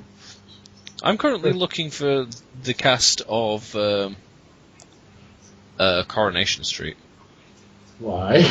Because Grandma's got Coronation Street on currently in the same room, and a guy just turned up, and I recognise him, and I have no idea where from, but he's the type of person who's like, I'm pretty sure I recognise him from like Harry Potter or something. Who's he playing? He was just hanging a necklace on this blonde chick's neck and goosh, and he's an old man. He's an old man. I'm gonna ask you now who's playing. Your grandma. Who's he playing? Yeah. Hold on. The 50-foot nerds. Speaking to all people since 2012. A tap dancing on granddads. Who's that? No, what's the name of the character he's playing?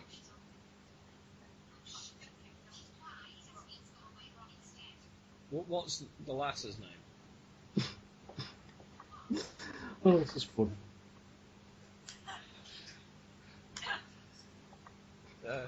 Never mind. What?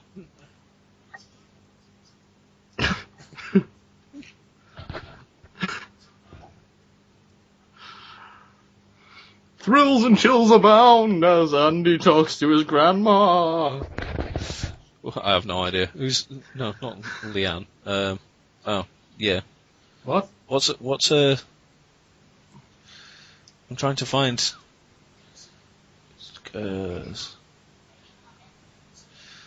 Well, if you can figure out who he's talking to, that might narrow it down. Yeah, that's what I'm. Oh, Ava is the blonde chick. Oh, the big one, the blonde one, the big boobs. Suppose. The young girl, yeah? Yeah. Yeah. Right. And then she's talking to an old man. An old man. Don't know. I don't really watch it, you see, so it's a bit of an odd. But I'm sure I recognise him from like Harry Potter or something. Is it me, Nagini? No. Can Otherwise I would have yelled, Nagini! Can I have a pint in Betty's hot pot, Nagini? I'm in the Rovers. Nagini. Anyway, what were we on about? Okay, well, I don't know. okay, well, whatever. But anyway, so that's the end of the movie section. Have you got a Mad Eye movie, or are you still working on your I'm still working on Titanic 2 to upload, but I'm going to have a new one soon.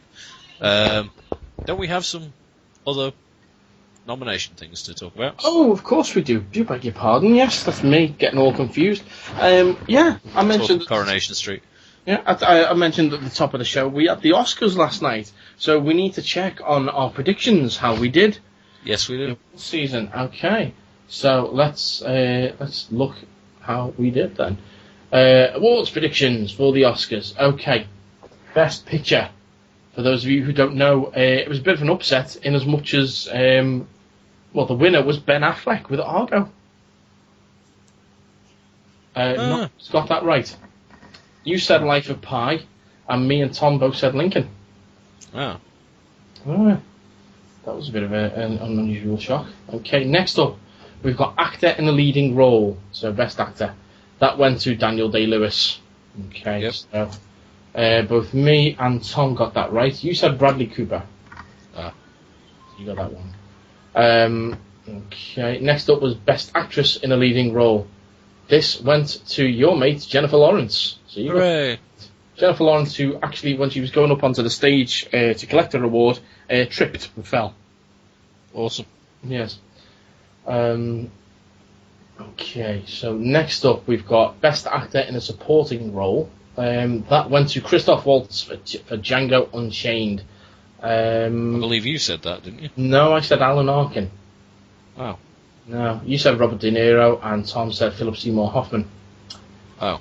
For Supporting Actress, I said Amy Adams. You and Tom both said Anne Hathaway. You were right. Hooray! So I'll make a note of that. I believe Tom's winning so far. He is, yes.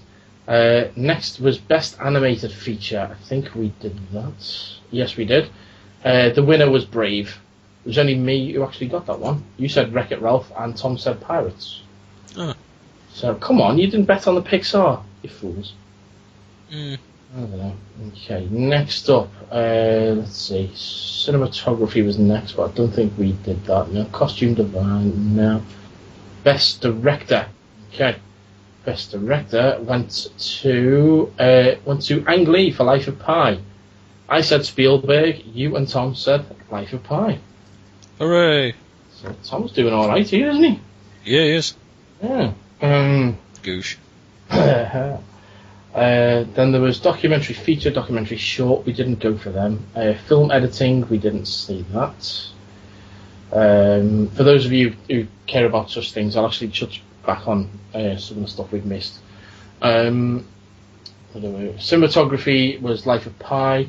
Best costume design was Anna Karenina. Documentary was Searching for Sugar Man.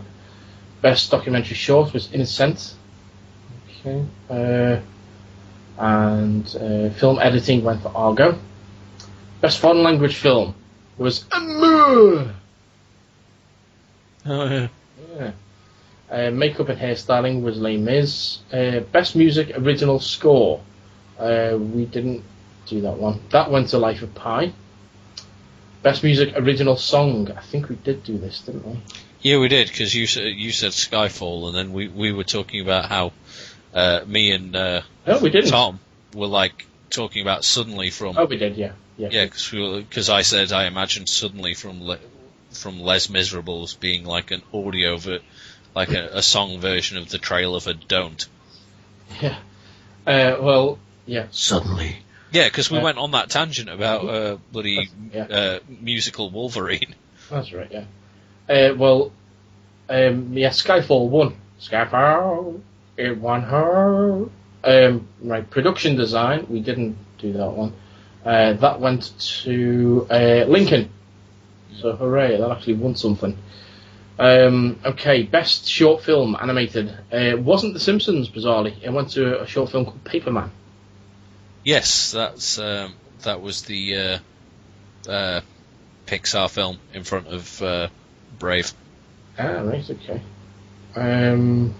You can watch it now on the entire thing on YouTube for free. You can indeed. Best short film live action, that went to a film called Curfew. Did we do that? No. Sound editing, that went to Skyfall. Sound mixing went to Les Mis. Best visual effects, we did do this one. This went to Life of Pi. None of us got that right. None of us got that, no. I said The Avengers, both you and Tom said The Hobbit. Yeah. Best adapted screenplay, this went to Argo. None of us got that. I said Lincoln, you said Silver Linings, and Tom said Life of Pi. Best original screenplay went to Django Unchained. Both you and Tom got that one right. So, yeah, I said Zero Dark 30. And that's that. So, let's see how many we got right then. So, you got one, Tom got one, I got one, Tom got one, so he's got two, you got one, so this is you two, I'm on one. 3, 3, 1, 3, 3, 1, no, 4, 4, 1. What, 2, 4, 5. Okay, so I got 2 right, you got 4 right, and Tom got 5 right. Mm. So Tom battered us there. You did. Yes, indeed. Right, next up we've got the Razzies. Ooh. Okay, now this was interesting. Okay, worst picture of the year went to Twilight Breaking Dawn. We all said that. Right. Okay, so we all got that one right. Worst actor, that went to Adam Sandler for That's My Boy. Tom got that one. Okay, will you keep a tally of how many we each get, because it just is annoying. We have to count back to the end. So we've all got one. Well, me and you got 1, Tom's got 2. Okay? Right. Worst actress, that went to Kay Stew. Tom got that one. I should actually say, for worst actor, I said Nick Cage, you said Eddie Murphy. Worst actress, I said Mila Jovovich, you said Barbara Streisand. Okay. Worst supporting actress. This went to click on one. Yeah, worst supporting actress, that went to Rihanna for Pegs. Right. You and Tom got that one right. I said Jessica Biel for Total Recall. Taylor Lautner won worst supporting actor. Right. Tom got that one. I said Liam Neeson for some reason. I don't know why. And Andy said Vanilla Ice. Yeah, that was you. That's you. Vanilla Ice. Yeah. I'm Vanilla Ice. yeah. Word to your mother. Okay, the worst Your brother and your ensemble. cousin. Yeah, the worst ensemble was Twiglet. Right. Okay. Tom got that one. I said Battleship, and you said the Oogle Loves in the Balloon Adventure. Okay. Okay. If I've counted right, then Tom's running away with this. Tom's destroying this, yeah. Worst director was Bill Condon for Twilight. I got this one. You said Medea, and Tom said Peter Berg for Pegs. Right. Okay. Worst remake, sequel, or rip-off? That is Twiglet, again. None of us got that one right. Me and you said Red Dawn, and Tom said Piranha 3DD. And worst screen couple went to Twilight for the pedo storyline. Young Renesmee and Taylor Lautner. None of us got that one. I said our Pat in Case You said Tyler Perry as himself for Medea, and Tom said That's My Boy. And finally, we've got worst screenplay, that went to That's My Boy. And again, none of us got that one right. I said Twilight, and both the pair of you two said Pegs. Right, well, in that case, both me and you got, if I counted right, me and you both got 2 and Tom's got 6. Really? Wow. Bloody hell, he ran away with that, didn't he? Yeah. So, next year, we'll get Tom back for the awards, because apparently he knows who's going to win. Yep. So, And next then year you we can will- be taking bets. Yeah, I was going to say, next year we'll rake in all the money. Yes. All your money shall belong to us. Right then. Well, that's the movie section, so I'm going to hand over to Andy now, and he can talk about comics for a bit if he wants. Yeah. Alright then. Squirm in fear. It's time to talk comics. Right, let's see where to start. Firstly, Usually helps. Yeah. First, oh no. Well, Oh, there we go. For a second, I was like, oh, first story, and then the page stopped working. I was like, oh, that's typical. It's a follow-up from a story last week, actually. You know, I said about, I think it was last week, talking about that Superman being written by the guy who's like, I hate gays! that's right. Yes, yeah. Orson Welles. Yeah, Orson Scott Card, yeah. Him, yeah. Michael Okay. Wells if he was a Scott Card. Yeah, but bigger. Yeah. What? Yeah. There's like 3 more comic stores that have, big comic stores that are saying they're not carrying that issue of Adventures of Superman. Okay. So it sounds like this guy's gonna, like, Fuck his, everyone up. yeah. Baltimore's Gorilla King Comics, Ireland's Big Bang Comic Shop, and Ottawa's The Comic Book Shop A have decided to ban the Superman Oh, Adventures comic story. What was that? The comic shop, eh? Yeah, Yeah. and because of Card's stance on gay marriage, bloody petition, they obviously sent fans have sent a petition to DC to withdraw his story. Comic Book Shoppy is also against selling the books in their store, which I just said. According to Rob Spittle, the owner of the Comic Book Shoppy 2 location, he said, "This is a man who wants to criminalize homosexuality." Is he Italian? Yes. Superman is a very iconic character to a lot of the gay community. He is a character that stands for truth, justice, and freedom for all, to see and learn, like I had about Orson Scott Card. I was astounded to find that everything there was true. Oh no. However, on the Facebook page, the shop did state that customers will be able to receive copies if they pre-order. So basically, we're not going to put it on our shelves, but we will take your money if you want to give it to us. Yep. Mm. The Big Bang Shop also isn't completely banning it, just Oosh. not ordering. Yeah, just not ordering any beyond pre-orders made by customers, and won't display the comic on the shelf. Right, fair enough. And according to a spokesperson from them, they're like, ironically, in all of this, it's a Superman story, and Superman stands for truth and justice. It's basically saying the same as the other dude. Yes. The second irony in all of this, if we were to boycott the title altogether, would be no better than Mr. Card. Restricting people's rights. We're not about censoring rights, unlike Mr. Card. Mr. Card sounds like some kind of 60s Batman villain that relied on Yes. playing cards. Hello, I thought you Batman, were it's saying me, green Mr. cards, it's Card. Yeah. The Ace of Spades means death for you, Caped Crusader. I thought you meant Mr. Card as in like greetings cards. It's like, Roses are red, violets are blue. It's time to die. I'm going to kill you. yeah, he's like Get him, Hallmark. looking through the file. It's like, quick, give us all the information you have on Mr. Card.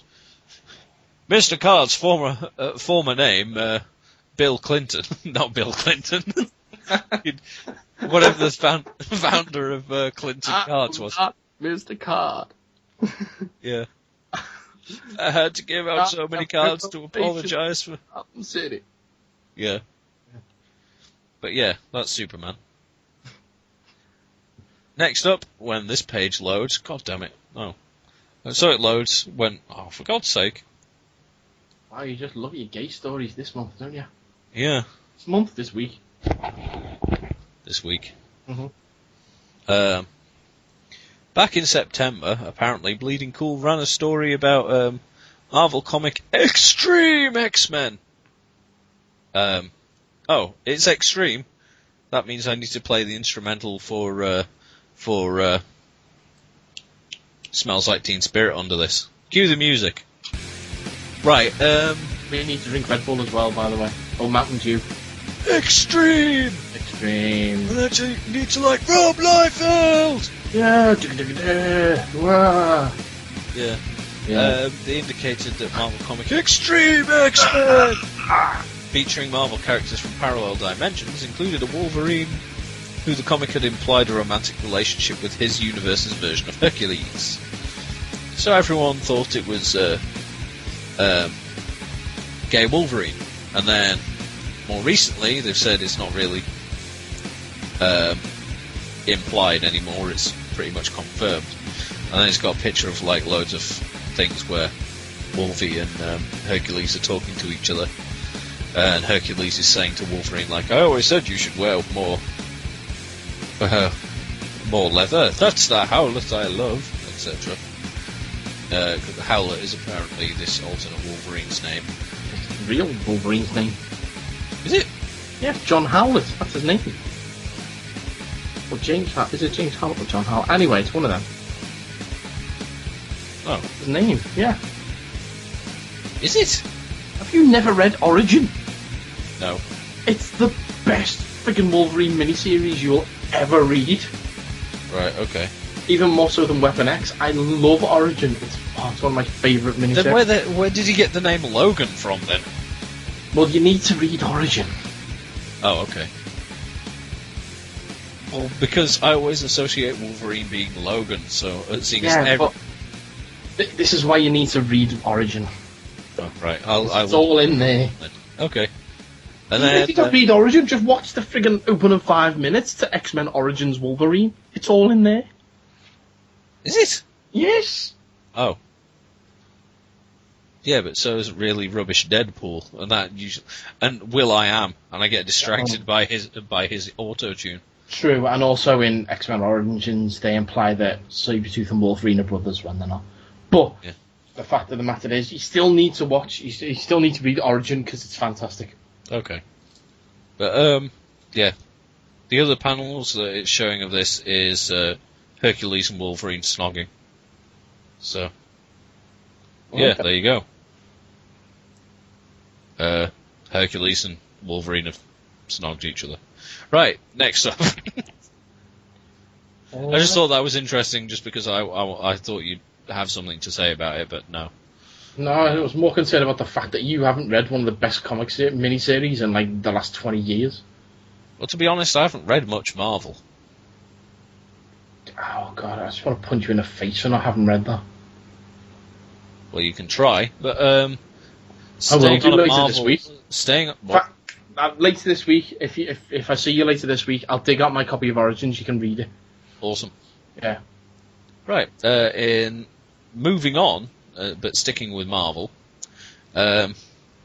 something that you will be interested in coming in fall 2013, Okay. simply called Marvel of the Dead. Ooh. Yeah. I believe I've heard of this. Yeah, it was pretty much put out in as a teaser image, which and press release. Although Marvel's idea of press releases is apparently funny because in this article it says, "Oh, here's the official press release," and the official press release is just Marvel of the Dead coming fall 2013 picture. That's not really a press release, Marvel. Do you know what it is? What? George Romero has written a comic for Marvel. Oh yeah, I remember we covered this. This is what it is. Yes, it's got to be. Mm-hmm. I can't wait to read it. That'll be awesome. See? If that's the case, then that's good. I don't know if it's going to be a Marvel Zombies project or whether it's going to be No, set I in the think actual it's. 616. I think by the sounds of what George Romero was saying was, it's not like another Marvel Zombies thing. He said it's a zombie story that takes place in the Marvel universe, but it's not Marvel Zombies. Oh, so it's a different zombie outbreak. Yep. Oh, okay. Right, and staying with Marvel again. Did you ever read the Army of Darkness Marvel Zombies crossover? That they did like a 5-issue crossover. No. It involves Ash being sent to the Marvel Zombies universe, Okay. and he thinks it's to do with the Necronomicon. He doesn't realise it's not. It's actually some a plague from outer space or whatever it is. Well, There's a whole to-do about where it really comes from, but anyway. But he thinks it's actually because of the Necronomicon, so he goes to find the Marvel Universe version of the Necronomicon and what have you, and he ends up like getting involved with Spider-Man and this, that, and the other. It's really, really fun mini-series. You need to check it out. Awesome. It's a good one. Yeah, definitely, it's a good one. I will add that to my reading list then. Mm-hmm. But yeah, sticking with Marvel, we've got another thing called Marvel Number 1. Which, yeah, apparently a new story that they're doing. Jesus, all the names on this. Yeah. It just says all of the names in the shape of number 1. See if we've got Cable, Sif, Hulk, Namor, Hazmat, Doctor Strange, Rocket Raccoon, Storm, Spider-Man, Falcon, Kitty Pryde, Valkyrie, Cyclops, Morbius, Ant-Man, Punisher, Alpha, Luke Cage, Rogue, Venom, Black Panther, Human Torch, Deadpool, Hope, Thor, Havoc, Hawkeye, Iceman, Black Widow, Colossus, Invisible Woman, Scarlet Spider, Spider-Woman, Wolverine, Captain Marvel, Beast, Winter Soldier, Iron Fist, Daredevil, Iron Man, Gambit, Legion, Silver Surfer, Thing, Nova, Captain America, Psylocke, King Omega, someone that seems to be Duke or Poop, I'm not entirely sure. Duke, I think. Captain America and Mr. Fantastic. Yeah. Jesus. That's a lot of names. Yeah. If they're all in the same comic, that's going to be really confusing, though. Mm-hmm. So, yeah, we'll hopefully see what that is soon enough. Yeah. And moving from that onto IDW. Now, Oh. IDW, I've told you about them releasing all sorts of fucking weird stuff like... They're basically the company that does all the licensed stuff, innit? Yeah, they are now. Yeah. Like they don't really do anything original, it's all licensed properties. Mars Attacks, and they obviously do Ghostbusters, Transformers, G.I. Joe, they're doing the Ghostbusters, X-Files. Ninja Turtles, X-Files, My Yeah. Little Pony, Your Judge Little Pony. Dredd, Bravest Warriors Adventure Time. And this summer they're doing Ugly Doll, Pokemon, and Hello Kitty. Okay. And apparently. And now they're doing Powerpuff Girls, Johnny Bravo, Dexter's Lab, Foster's Home for Imaginary Friends, Samurai Jack, Ben 10, and more, apparently. Please tell me that's not the designs of the Powerpuff Girls they're going to go with, because they're friggin' awful. That it's apparently based on the new Powerpuff Girls TV show, so I have no idea whether that's the... Right, I'm going to have to Google if that's what they look like in the new one, because that is terrible. Yeah. Let's have a look. I'm Googling it now, it's okay. I'm just... Oh, the first comic to be released out of this lot will be Powerpuff Girls. So... Right. Sounds like it'll be... I'm definitely down for a Dexter's Lab comic, though, because that'll be awesome. Because Dexter's Lab is great. Dexter's Lab's great, yeah. Oh, this does appear to be the actual new design. Oh. They're horrible. They are absolutely horrible. No, I don't Yeah, like they're that. not... The new Young Justice looks quite good there. Oh, no, is that Young Justice? Yeah, it is. Oh, whatever.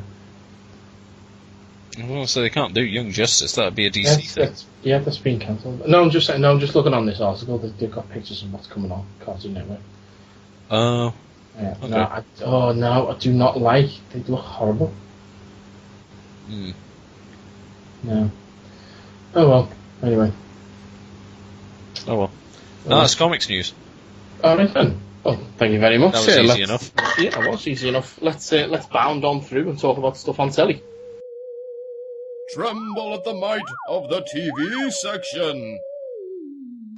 Okay, next. First, even in TV news, we've got a person that Andy and I both love. It's Ross Noble.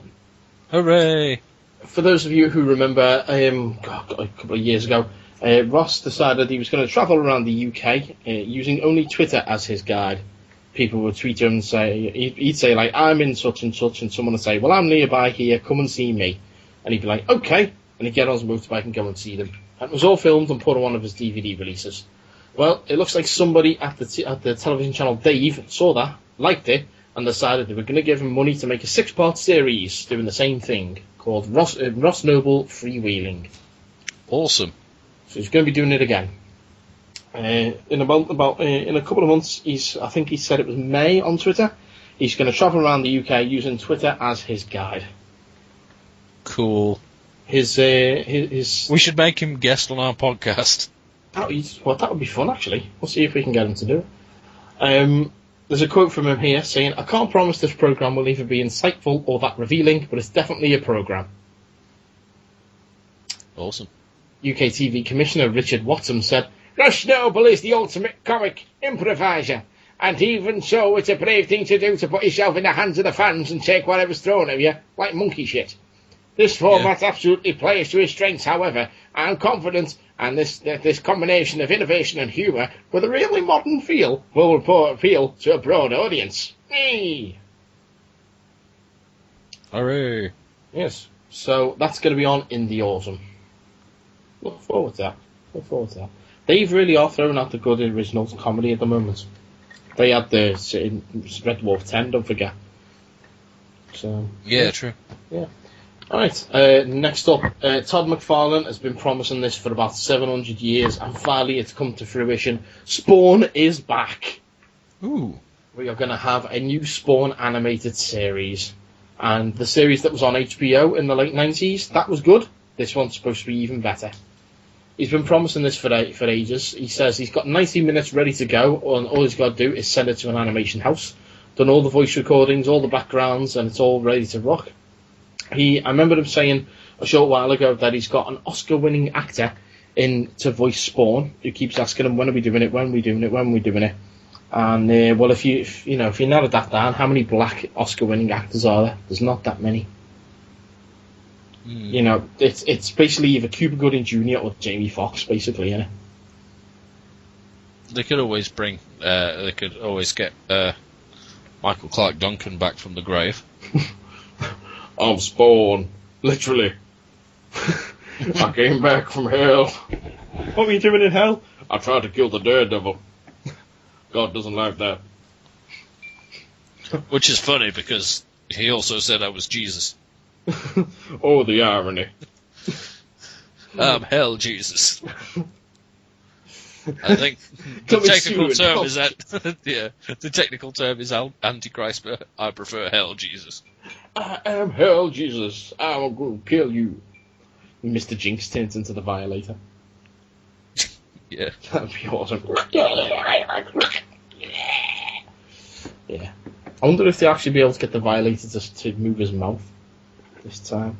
That always bugged me in the cartoon and in the movie. The fact that when the Violator spoke, his jaw didn't move.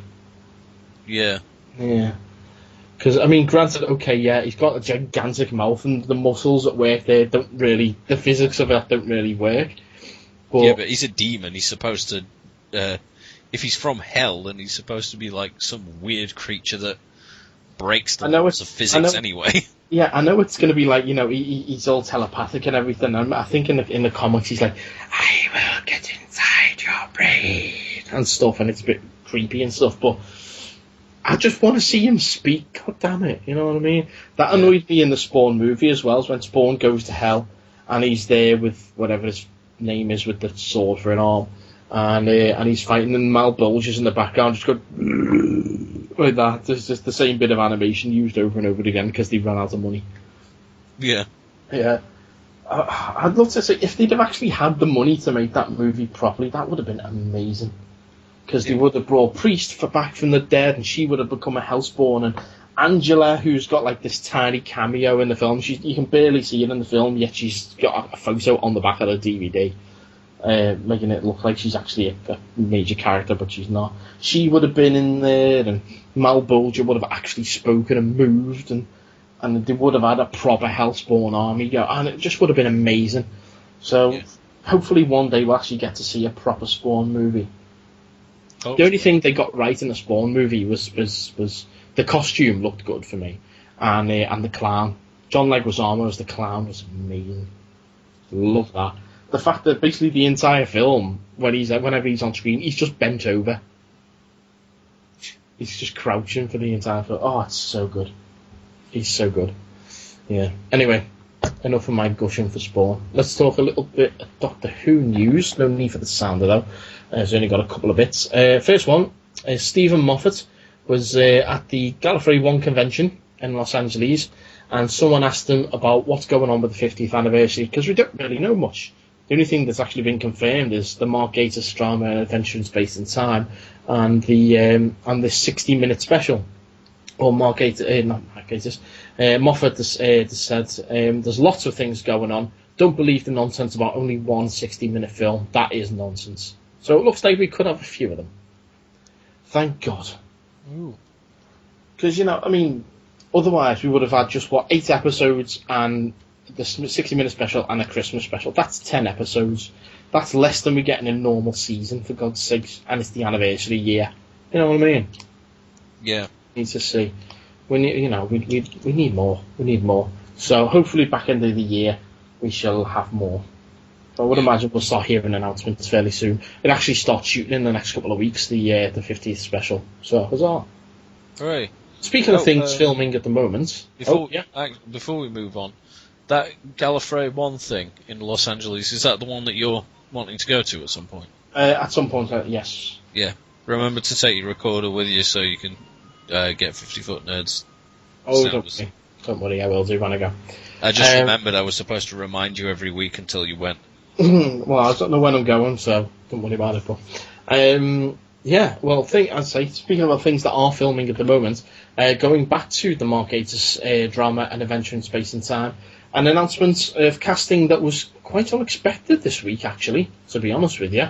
It was announced that Pat Troughton will be appearing in the drama, portrayed by Reece Shearsmith, one of the other actors from The League of Gentlemen, along with Mark Gatiss. No one expected this.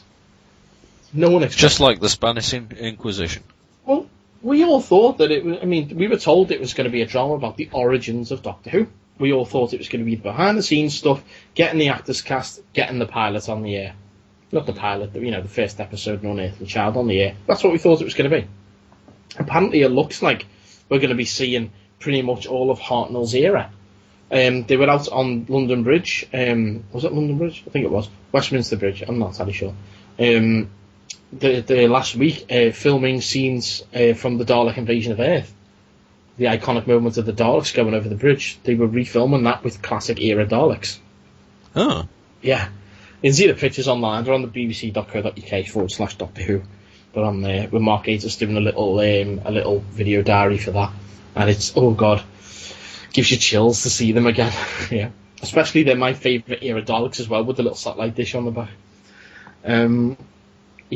But I say Reece Shearsmith will be playing Pat Troughton. It looks like... Well, I was speaking to Paul about this, and he was saying that the framing device is essentially going to be David Bradley as Hartnell doing the regeneration scene, and as he collapses to regenerate, we're going to see the whole era in flashback, and then by the end of it he will have regenerated into Reece Shearsmith. It's not going to be anything more than a little cameo role, I should imagine.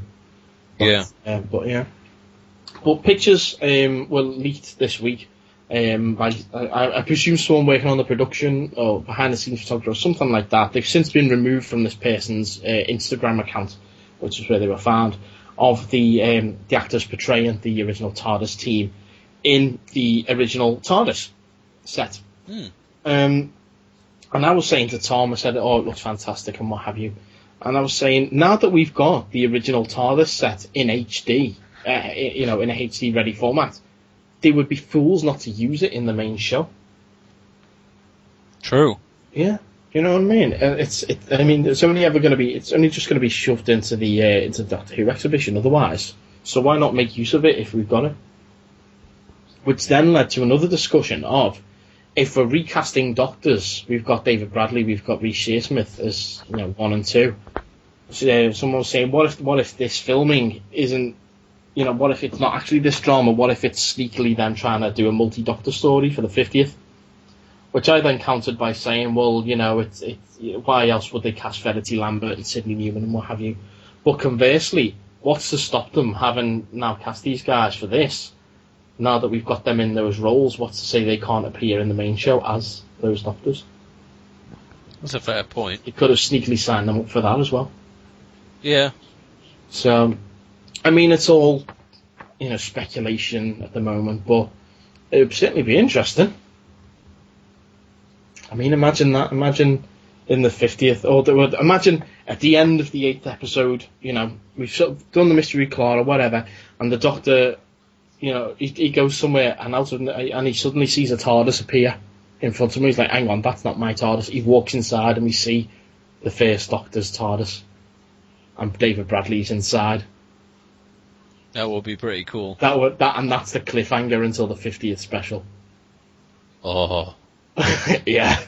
You're getting chills. I'm the big Doctor Who fan here, and I'm like, whoa. So, I didn't know this. Just reading this article here. It says that William Russell will be making a cameo as a character named Harry in this drama. I didn't know that. Who's what? The guy, William Russell, who played Ian on the Doctor's First Companions, he's going to be making a cameo appearance in the Gators drama. Nice. Oh, that's brilliant. I wonder if Carol Ann Ford will be in there then. Hopefully. Well, that's our final bit of TV news, so I'm going to move forth and round things off with some any other business. Any other business? Okay, have you got the articles open, sir, or is it going to be a nice surprise for you? I'm going to leave it as a surprise. Okay. Well, this one's not so much for you. More for Tom. Not Tom. Joe. That's the one. Sorry. And what do you think to that, Joe? Never clutch or use the sliding glass shower door for stability or balance. This is extremely unsafe because shower doors are not meant to support human weight. Discard all unsafe shower and bathtub features. The more you know, with Joe. G.I. Joe! Oh, nice. I thought you might, yeah. Yes, this is for Joe it's a story that takes place in Chile, and I hope Joe went to this, because he could be one of 7,000 people that took part in Chile's annual tomato fight. The War of the Tomato takes place every year in the Chilean city of Quillon to raise awareness of the local crop. Food that would normally be thrown away is donated by local farmers for the event, and 40 tons of tomatoes are thrown at the participants. Okay. I would like to think that what Joe does after the tomato fight, he scoops it all back up and becomes the tomato sauce overlord. Meme overlord. Nice. Yes. So, Joe, are you the tomato sauce overlord? Oh, well, that answers that then. Yes, indeed it does. Indeed it does. Right. Next. Okay. I wish my school had been like this. An American mother has been arrested. Why? Because Andrea Meaders, who was aged 24, decided to get on stage at North Albany Academy on Friday morning, where her children go to school, and she then decided to start dancing and take off her clothes. What? Why? Yes. What do you mean, why? Just because she seems to be a mental. The assembly was halted, and the children were moved out, and the police were called. Okay. That's it. She was charged with 7 counts of endangering the welfare of a child and 1 count of public lewdness. Why she's done it, we honestly don't know. No. But I wish I went to school in America. I don't. Why? You've got all the guns and what have you, yeah. Well, I was going to say, you've got the good things like this, but then you've got the bad things like... I was having a conversation with someone... Again, it was one of these conversations where I'm like, if you get, you were taught all this religious crap, so I'm not going to listen to you. And they were like, oh, I got taught science. And I was like, how did you get taught science? And they were like, oh, it was Christian science. I'm like, see, that's where your problem is. Oh, well, I was having this conversation with my daughter in the car the other day. I was taking her home to her mother's. And she says to me, Daddy, she says, are Jesus and the baby Jesus the same person? I went, yeah. I said, baby Jesus is, Jesus, baby Jesus grows up to be regular Jesus. And she's like, oh, okay. And then she's asking me all questions like, is God the oldest man in the world? I went, Yeah, I suppose he made the world. And then she said to me, she said, "Is the world older than the stars?" And I went, well, and that's where I was like, because my daughter goes to a religious school, Right. whereas I'm completely atheist. I do not believe in religion whatsoever. I think it's all a load of bullshit, wank arse, and I would just shit it out if I could. Yeah. But as I say, I don't want to mess with her head because she's only 5. You know what I mean? But she's being taught like the Bible and stuff, like, oh, you know, God created the world and then he put the stars You're a in the bit sky. more tolerant of that sort of thing than me, then, because if I found out that Connor was going to a school where they were teaching him all this Bible stuff, I would remove him from that school. Well, when I went to school where we were taught about, you know, religion and all that kind of stuff. I never really believed it, but, you know, I just went along with it. Whereas my daughter, you know, it's the best school around where she lives, so it makes sense for her to go there. And I had to go to church and everything like that to prove that, like, oh, I was a religious person. I was fucking every week. I was just sitting there for an hour thinking, can I go home yet? Nonsense. You know, just being fed bullshit about. I mean, you know, if you believe it, that's up to yourself. Whoever, you know, if you're a listener and you believe in God, fine, it's up to yourself. I don't. It's each to our own. You know what I mean? My opinions obviously do not reflect yours. But one of you know, so I did what I could. I got my daughter into the best school that I could, simple as. But she's asking me, like, you know, and in the Bible it's like God creates heaven and the earth. Okay, so He's made the world, and then He puts the stars in the sky. So the stars are younger than the world, essentially, according to the Bible.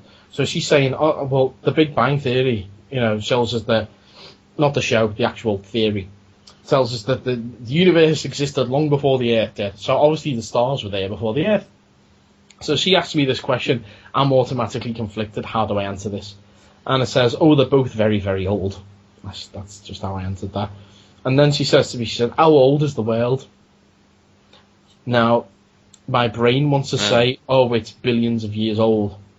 But conversely, the Bible says it's, what, like 6,000 years old? Yeah. So I'm like, Again, oh, it's very, very old. You know what I mean? She's asking me all these religious questions, and then she starts asking me about miracles. And I'm like, oh, God. And This is why I'm glad all I have to deal with at the minute is can we play Skylanders? Oh, God, no. Because, to be fair, as soon as Connor starts asking me religious questions, I'll be like, not until you're older. Well, usually when she's in the car, like if we're going anywhere in the day or anything like that, she's got her iPad. She's playing on her iPad thing, and it's not real. It's not a proper iPad, but it's an iPad type thing anyway. But it's a tablet thing anyway. But she's playing. She's usually playing on that while they're driving. Well, I don't take it back to her mother's with her because I know she'll want to get out the car. I know she'll want to keep it in her mother's. And I'm like, no, that's what you play on at Annie's. You don't, you know.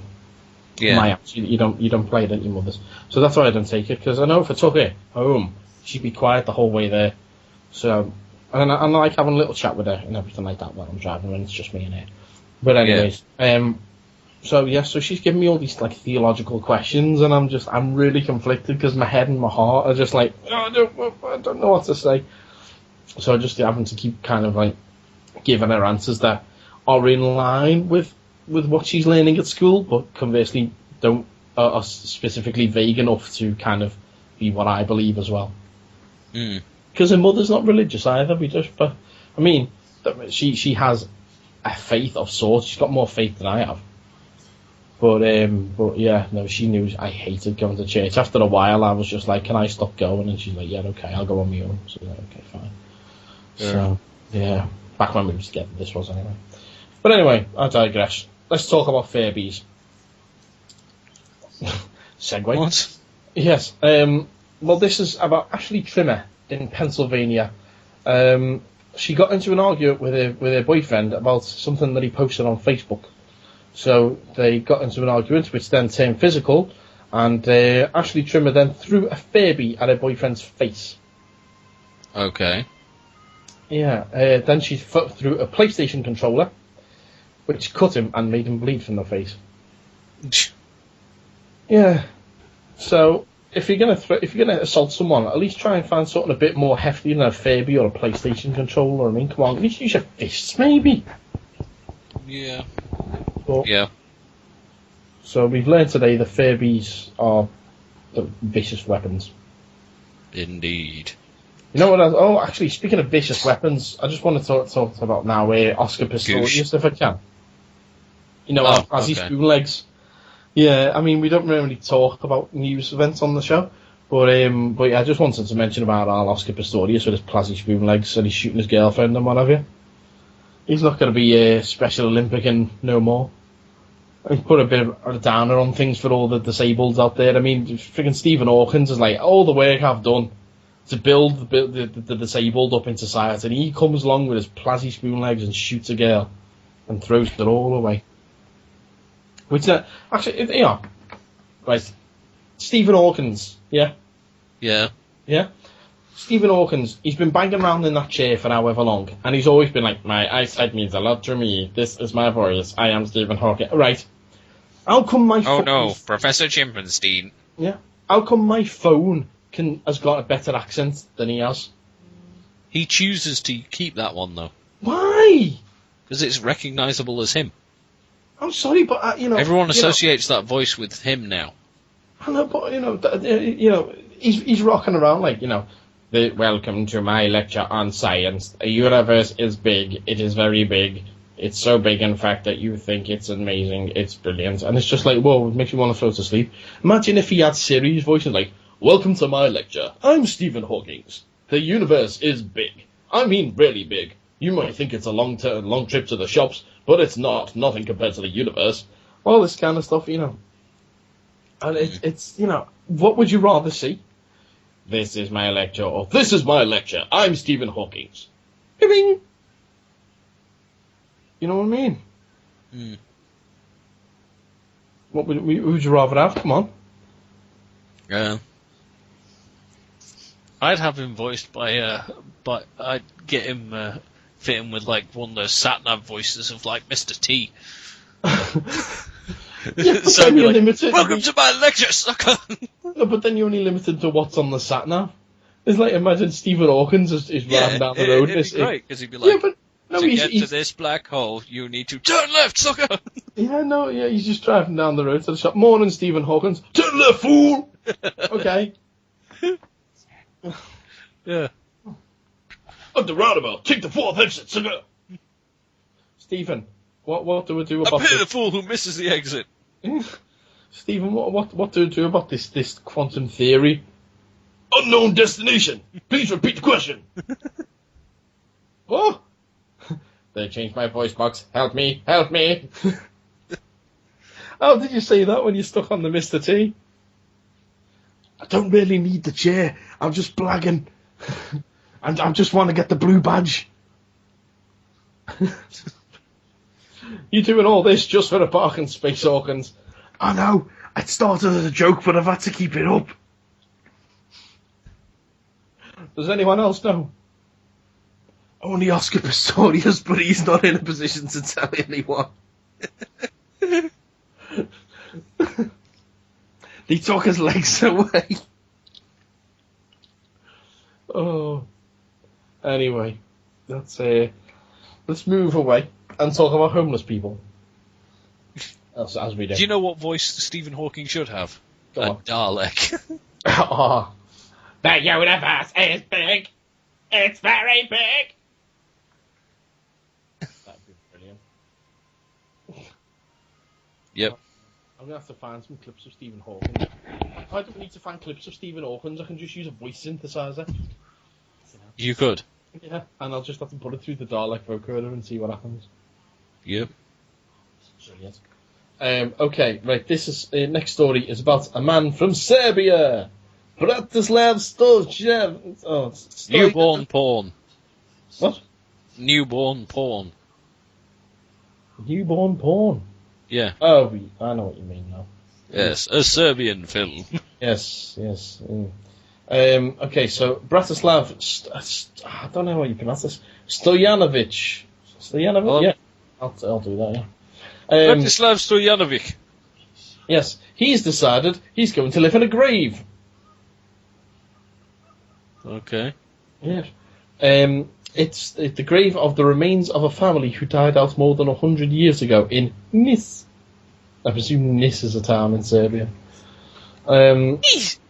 Yeah. I am the homeless man who says Nis. He says he's been able to make it quite homely. He says, "It is dry and it is warm. I have some lamps and my personal possessions. It isn't a palace, but it is more comfortable than the street. People are very kind to me. They often bring me food or clothes."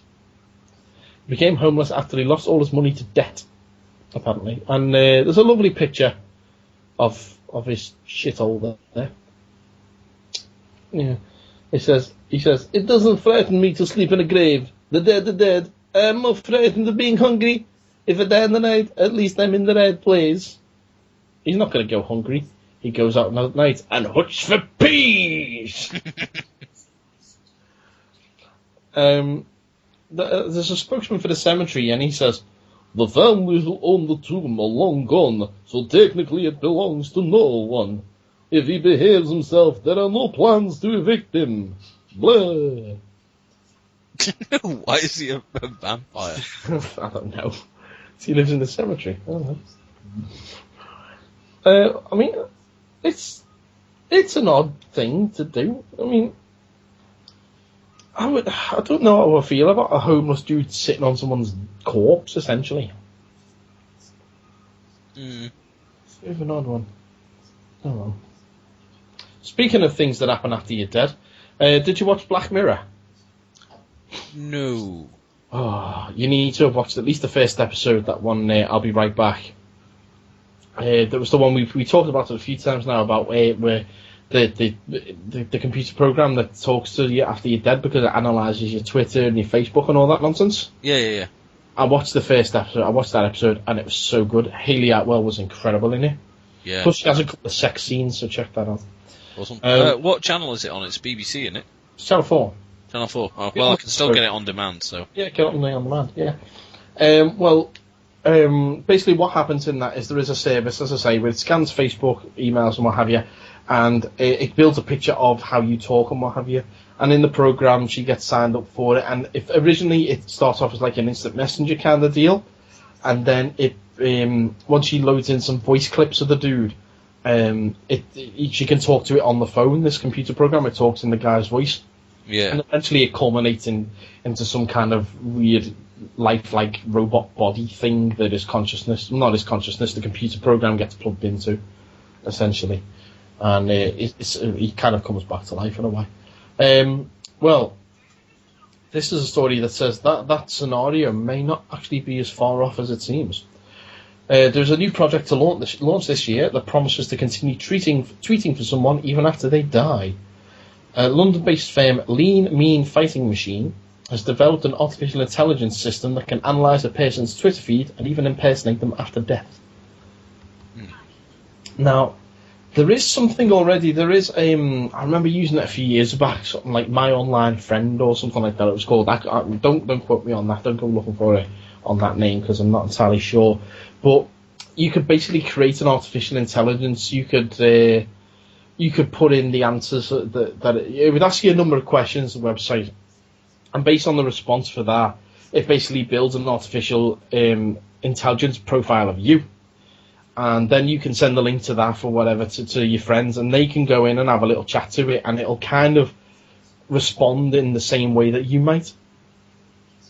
And I say it was. I remember it being a few years ago, so I'd have to hunt it down all I can. So I'll see if I can find it later, and I'll send you the link and what have you.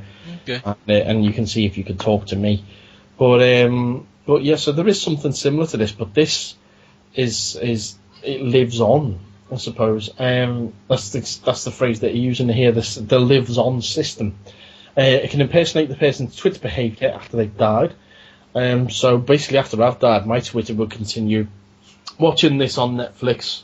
Gotta hate this person. Recording 50-foot nerds. Marmalade.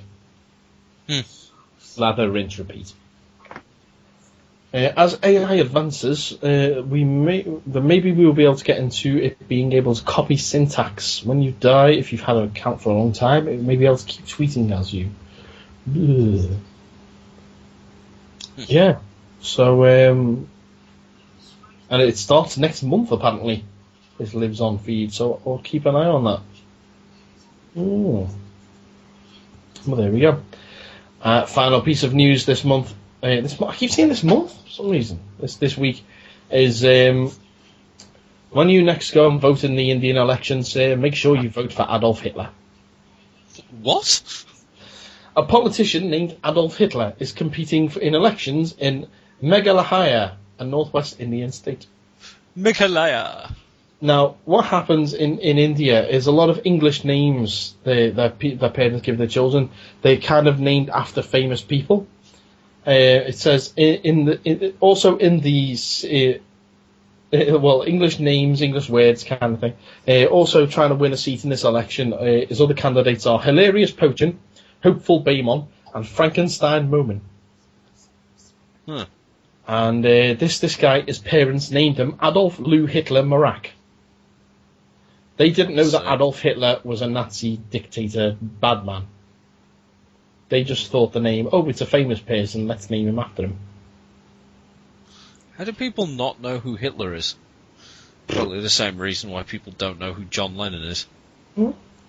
Well, it says that the name was carried on through generations, even though some parents were oblivious to the origins of the names. I don't know whether to vote for Adolf Hitler or Frankenstein Moment. Do you think? I'd love if Frankenstein wins and he initiates like some demolition of some kind of place or anything like that. The taglines in the newspapers just says Frankenstein smash. Yeah. Or no, actually, I want Hitler to win so that he can revolutionise the transit system. And it just says Hitler makes the trains run on time. Yeah. Going back to the jokes from last week. Oh god, I don't know. Right, well, that'll pretty much wrap things up then, I suppose, for this week. So Yep. what have we learned this week then? We've learned that Hitler is in India. Yep. We've learned that You can't survive in space for long if you use nothing but a helmet and a soda stream. that's right, and that Joss Whedon is April O'Neil's dad. Yep. Yes. And any final words from you, Joe? Prevent drowning in the toilet and tub, as 2 inches of water is enough to drown a child. Do not ever leave children unattended in the tub. A lock on the toilet seat in the closed position is an effective safety practice. Never leave a bucket full of water in the bathroom. The More You Know with Joe. G.I. Joe! Very good. Very good, yes.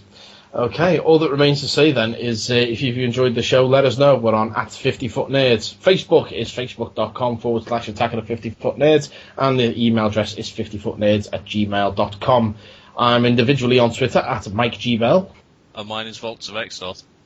Until next week then, McGeanies, my name is Frankenstein Momin. And my name is... Stalingrad Nipple Twist. Yes. See you next time, Nagini's Geek Out. No emotion. Dash is clay. No emotion. I wish they would stop dropping chemtrails on me. STDs and credit cards, no one ever warned my me. My favorite uncle locked behind bars. There's nothing like waking up naked on the floor. I can't share my beer, I only have 4 left. Left-handed people think different. I hope there's more helium inside the tank. If your mind is closed, let me open it for you. I know you're hungry, I'm sorry we're closed. Your clothes have holes in it. I'm just saying I'm not a bad guy because I'm winning. I asked her to marry me and she said no way. I had sex with the honest chick with the hairy pussy. I have Islamic beliefs mixed with Christians and technology. Nobody's in love with me, just the possibility of my success. I love being skinny and flexing on Instagram. I had phone sex with a girl with a speech impediment. And if you see Andy Dick, make sure you don't let him in. Polly wants a cracker, it's too bad cause I'm black. Too bad cause I'm black. Too bad cause I'm black. Polly wants a cracker, too bad cause I'm black. Too bad cause I'm black. Too bad cause I'm black. Polly wants a cracker, too bad cause I'm black. Too bad cause I'm black. Too bad cause I'm black. Polly wants a cracker, too bad cause cause I'm black. Too bad cause I'm black. Too bad cause I'm black. Dignity, I can't even spell dignity. Didn't he promise to take you to Toys R Us? Efficiency is the key. The sea has unseen mysteries. On unsolved mysteries, I saw my 5th grade math teacher. I wear a mask cause I'm afraid you might laugh at my facial features. There's a homeless guy outside that asked for $4.18. When I watch lesbian scissor, it doesn't make any sense. The police that arrested me just added me on Facebook. Polly wants a cracker, it's too bad cause I'm black. Too bad cause I'm black. Too bad cause I'm black. Polly wants a cracker, too bad cause I'm black. Too bad cause I'm black. Too bad cause I'm black. Polly wants a cracker, too bad cause I'm black. Too bad cause I'm black. Too bad cause I'm black. Polly wants a cracker, too bad cause I'm black. Too bad cause I'm black. Too bad cause I'm black. Look at my mask, it's golden. Don't ask, who am I? No emotions. Yeah. Dash is clear.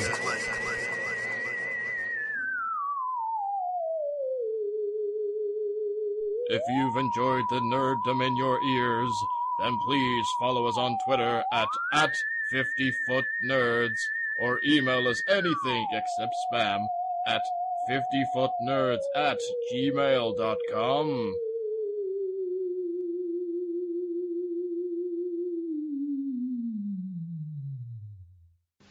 I couldn't remember what I'd said. Where does Stalingrad nipple twist come from? I've no idea. I was just trying to remember what the other name was you said, because I was trying to think of something to do with like a Russian name, like to do with World War II, but I could only think of Stalingrad. Okay, which is actually a place. It's not even. Yeah, a I know. Which is why I'm like, what goes with that? I was like, I don't know, nipple twist. Why not? Fair enough. Fair enough.